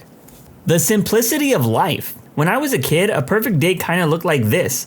Wake up when I want, spend the morning at either the library or the comic store, go home for lunch, head out with some buddies to get up to no good for a few hours, head home for dinner, read some books/comics I picked up earlier that day, then finish the day with a gaming session on the console. I didn't know any better. That was just life. Now, if I have a day like that, I need to plan ahead like 2 weeks in advance. Clear my entire schedule, turn off my phone for the day, make sure all the meals are prepped ahead of time, or go out to a fast food joint. And then I can have a day that kind of resembles that. I need to put in the mental energy and planning just to have a real day off. And I don't have kids, so I get to do that every once in a while. If I did have kids, I would never have a day off. That's a 24/7 job. I can't even imagine it. The idea of stressing out and planning my whole day off is counterintuitive to the concept of it. But if I don't do it that way, it's not gonna happen. You know, I can totally relate to this. I am a workaholic, it feels like, and if I do have a day off where I'm not working the job that actually pays me money, I'm still doing something along the lines of like writing for a comic book or trying to write a short film or just streaming. I can't really remember the last day I just had a day off to do nothing. It definitely needs to be planned. The ability to enjoy things without thinking about the inner workings of things. Nowadays, it's hard to really enjoy anything without thinking about the people behind it, the corners they cut, the agenda they're trying to push, etc. It's really hard to innocently enjoy anything anymore the older I get because the mythicism of everything kind of fades away in the understanding that someone is behind this, and it sucks. Knees. Honestly though, I'm 33 and I'm now in the washed up athlete bucket. I miss the days where I could go ham and wake up the next day feel like nothing happened. Sleeping. Years of shift work and being emergency response for stuff has left me with the inability to sleep properly. My woman says the butterfly in my spirit animal has given up because of how lightly I sleep and how instantly I'm ready for action if disturbed. It's a real bastard. Not much, truthfully. I'm a better person now overall, in better shape, figured out school, and I'm married with 2 wonderful kids. My hobbies are still there, but now I get to share them. Okay, maybe I miss my old Saturday morning cartoons. Looking at you, Reboot and Beast Wars. Dude, I tried watching Beast Wars as an adult, and I couldn't get past the cringe dialogue in the first few episodes. I remember loving that show as a kid, but it's so dated now and I don't want to try watching it again and ruin any of the nostalgia I have left. Saturday morning cartoons were dope though, definitely programmed us to look forward to the weekends. I am so glad that somebody mentioned the show Reboot, because for anybody that doesn't know, basically it was like a 3D cartoon. But the craziest thing about Reboot was the ending was in the name of the show. Spoiler alert for a show that's over 20 years old, but the finale of the show has all the characters die because the computer they're in gets rebooted. Thinking about that as I got older, I was just like, dude, that was pretty morbid for a kid's show. Wild stuff. Perfect eyesight. As someone who got glasses during the pandemic, because I thought it was a product of panic attacks, I will say the clarity that I have with them on is insane. Really made me feel my age for that moment. Absolutely not giving a flying crap about playing video games all day, every day for weeks. And with the boys. Nowadays, me and the boys are busy with work, and when it's not work, it's our romantic partners. Haven't gamed with the boys for more than an afternoon in years. Being able to make friends because, hey, we're similar ages. Even in my 20s, I would go out into a different city and just blend in and party with a gang of similar age strangers. No problem. The joy of Pokemon. I mean, now at 29, I still play Pokemon, but I have vivid and joyful memories of playing Pokemon Yellow in the car coming home from my grandparents on my Game Boy. The streetlights kept me being able to play the game. The feeling of pure happiness when I got myself, by myself, through the forest on my way to challenge Brock. Dude, same. I feel this completely as I am a similar age to you. Pokemon Go was also so good a few years back. Lack of worries. I missed the days when my worry was if my crush was going to notice me that day. Now I worry about having enough money to one day buy a house and support future kids. Having time to clean my house, eating healthy to avoid health issues, doing well in my career, while maintaining friendships.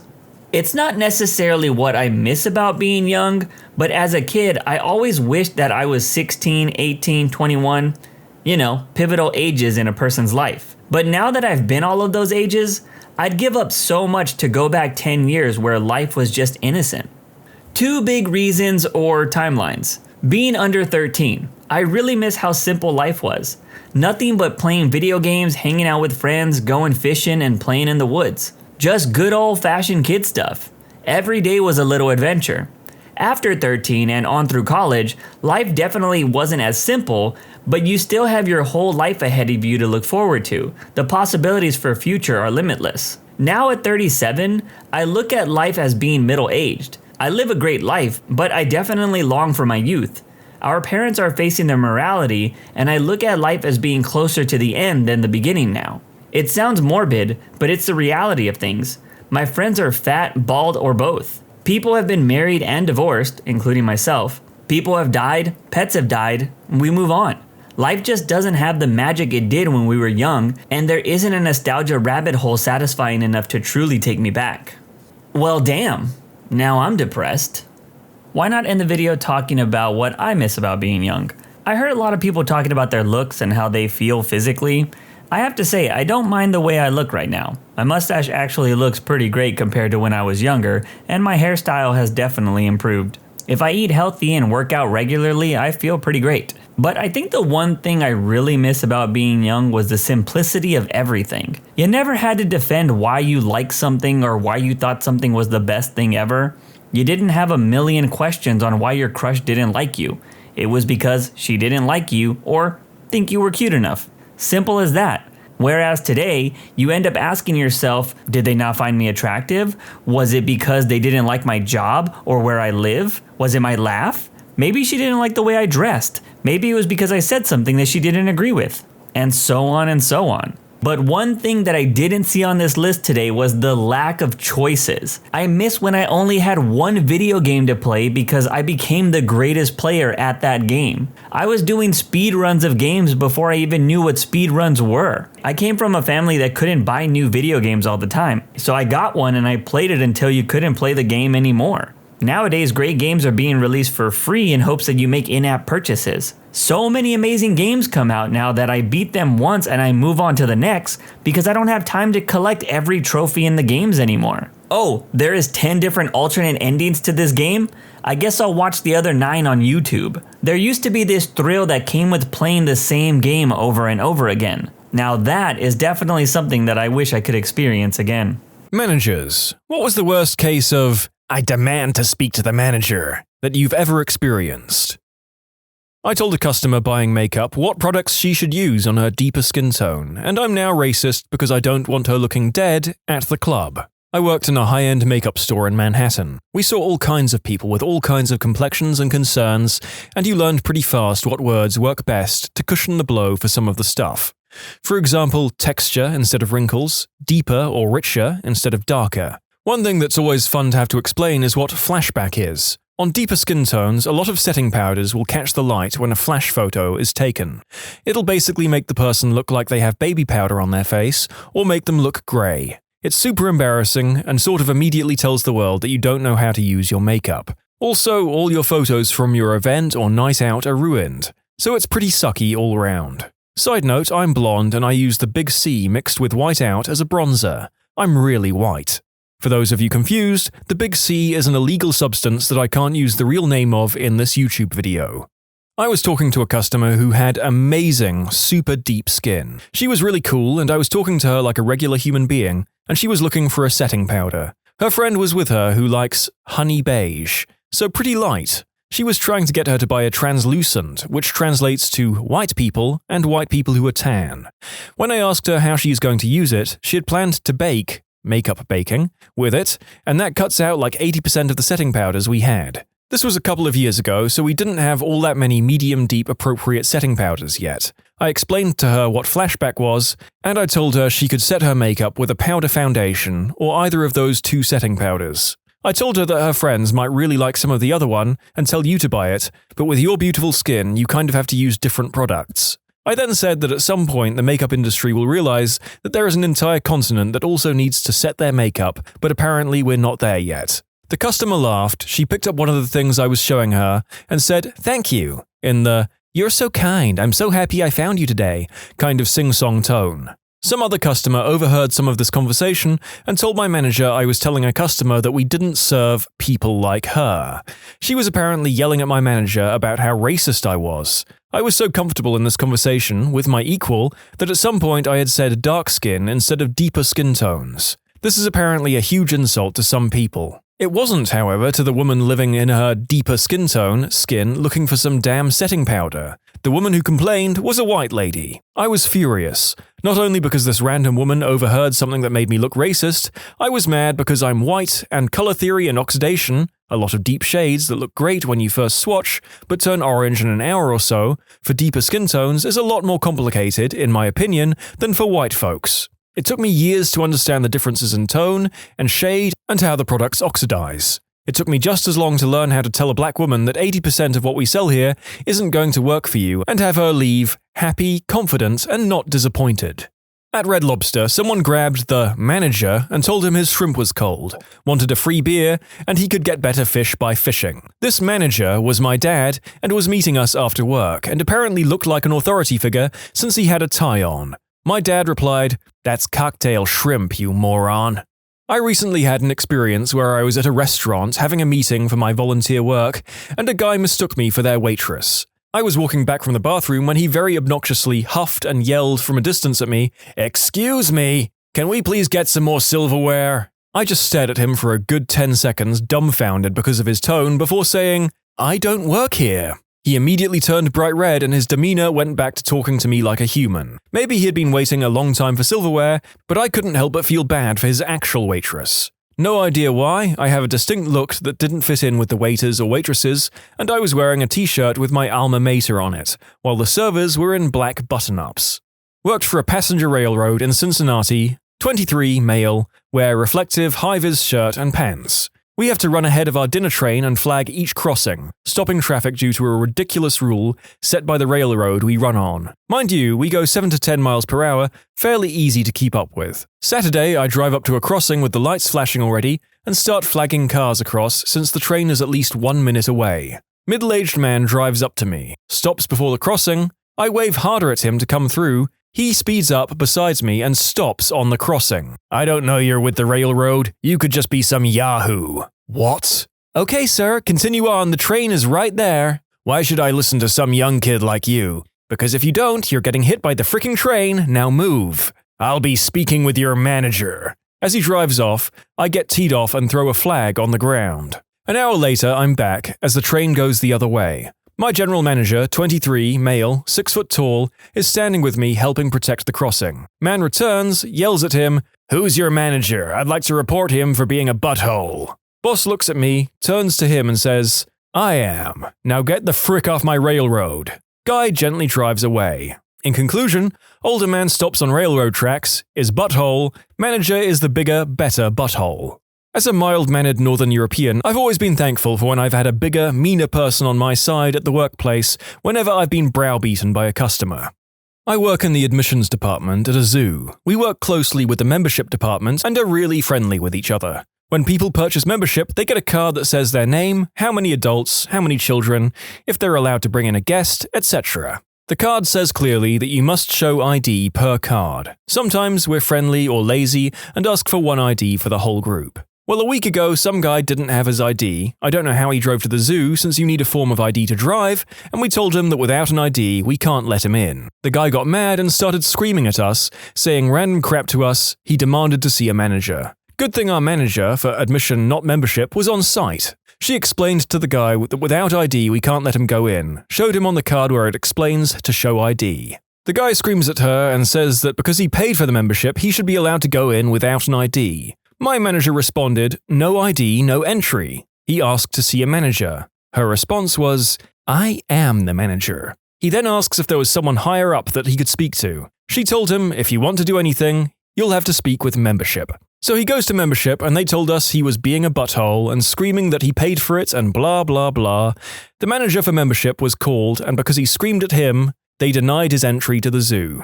I worked at an independent chocolate shop that sold various flavors of truffles, brownies, and drinks. We had non-dairy options, vegan options, and nut-free options. A woman demanded to speak with the manager because we did not have any dairy-free, nut-free, sugar-free vegan options. Luckily, the owner literally just laughed and said, "We do have one. It's called water." I have never seen such entitled rage. If said shop happened to be in a weird yuppie or foodie type of area, I bet they could make carob goods for nut jobs like this woman. Fake chocolate with fake sugar and charge considerably more than normal for it because it's specialty. Even if they tasted fricking horrible, fad dieters would buy them up in a heartbeat. What in Thor's name does that girl eat if she can't eat dairy, nuts, sugar, and has to keep vegan? I worked the customer service desk at a grocery store. One afternoon, a guy came storming over after getting checked out and threw a package of beef in front of me. He starts going off, yelling and cussing at me because he was supposed to get a $3.54 discount, but the register only took off $3.53. He was screaming at me that he wanted his penny back and that it wasn't even about the penny, but the principle of the thing. By the time he was through, he had yelled at me, my customer service manager, and our store manager on duty. As soon as I gave him that penny, though, he shut right up and left. Principle of the thing, I guess. I was a shift lead at a GameStop and was the manager on duty with one other associate in the store. We were pretty busy, both the other employee and I were on registers, ringing through our respective lines. Poor guy I work with gets this soccer mum haircut that I knew was going to be trouble, and she's trying to return a new game that had the seal broken on it. Against return policy, can't help you. So lady then gets really upset and demands to cancel all of her son's pre-orders. My guy obliges and is preparing to give her refund and store credit because her son had only paid for the pre-orders with trades. You can't match tenders, so my guy informed her so. That was just it. She was instantly screaming and calling my associate a liar. He literally turns the computer screen towards her and shows her the entries in trade credit, but she isn't having it. "Let me speak to your manager." Dude points to me, I wrap up with my customer, and we trade registers so he can keep helping out. I ask her how I can help, to which she screams her experience at me. I reiterate what my buddy informed her, and that there isn't any way that we can get her cash back. She claims, "Well, I'm gonna call your corporate office and tell them that your policy doesn't apply to me. I've never been treated like this before." To which I happily offer her the corporate number and advise her that telling a corporate customer service line that they believe they are exempt from policy is probably not the best strategy. Woman gets red in the face and starts looking around the store, and God forbid the poor man, the old manager, walks in. He does not work there anymore, but the woman recognizes him from his time at the store. She begins to accuse me of lying to her because she knows that he is the real manager and that he can be of help to her. Nope, dude is just trying to stop. She ended up just leaving in a huff. There is a fairly well-used GIF or GIF of Homer Simpson shrinking into a hedge. I choose to believe that the old manager did this into the shelves of GameStop when he heard the conversation. Yikes. Worked front desk of a hotel. Had a woman throw a gosh darn tantrum because the state we were in charged a 6% room tax. She demanded that I remove the tax. I told her that we had no control over taxes. She still wouldn't accept the reality of taxes, so I printed off the contact information on her state representative and told her to direct her complaints to them. She did not like that at all. She started screaming, so I got my manager. My manager said basically what I said, that we cannot legally remove a tax. So the woman grabbed the bowl of mints from the counter and threw it at my head and stormed out. We had her credit card on file and charged her for the full amount. I had a regular repeat guest get upset because the room she normally stayed in was booked prior to her check-in and wouldn't be free for a few days. I apologized and promised her the room once it opened up. She got really angry and started demanding that I make the guest that had been in the room for a few days move because that room was her room. I continued apologizing and telling her that she'd get it in a few days. She asked to speak to my manager and yelled at my manager that just because I was pretty didn't mean that I knew what I was talking about and I should be let go. My manager ended up giving the guest the same information I had given her and telling the guest that I wouldn't be fired as I had excellent customer service skills. Weirdest complaint, insult, compliment ever. I had a woman call in to tell me that she had spent too little on an ice cream cone. We had a special that was like 2 scoops and a waffle cone for $5, and for some reason she only got 1 scoop and said she didn't know about the special, despite there being signs all over the shop about it. She claimed that my worker didn't offer it to her. I didn't focus on upselling at the store, so this wasn't a big deal to me. I apologized to her, but was also like, what exactly do you want me to do about it? This happened yesterday. I'm assuming you ate the ice cream, so you can't return it. She wanted a refund anyway for the inconvenience. I asked if she had a receipt. She said she didn't. I said, no go without a receipt. She said she didn't get one at checkout. I explained to her that in my state we're not required by law to give a receipt for cash purchased food service items. So if she didn't ask for one, tough. She kept pressing, saying she demanded to speak to the manager. I explained I was the manager. She then asked if there was another manager she could speak to. I told her no. I was end of the line, top of the heap.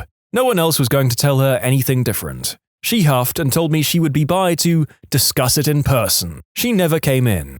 These stories are giving me flashbacks of all the times people asked for the corporate number, because that happened to me all the time at the car wash I used to run. I was it, top of the line. The owners cared about the company but didn't give a rat's butt about customer complaints. They were told to never give out information about them. Not numbers, not names, not any other businesses they owned, nothing. So when you got some B-word yelling and screaming at you because you're following company policy to not rewash a $3 car wash, and she wants corporate's number, you get to tell her that you are as high as it goes, there is no corporate. Well, do you own it then? And I couldn't lie. Nope, I'd tell her. Then get me the owner's number. They'd always act so smug, like they said the magic words to open a secret cave door. Sorry, but they prefer to remain private. They've trusted me to run this location, to do the hiring and firing, to process the payroll, to order parts and supplies, to deal with the insurance company, to repair broken equipment, and to deal with any and all customer issues and complaints. It'd either end here with them insisting that they would find the owner's information and have me fired because I followed the owner's instructions,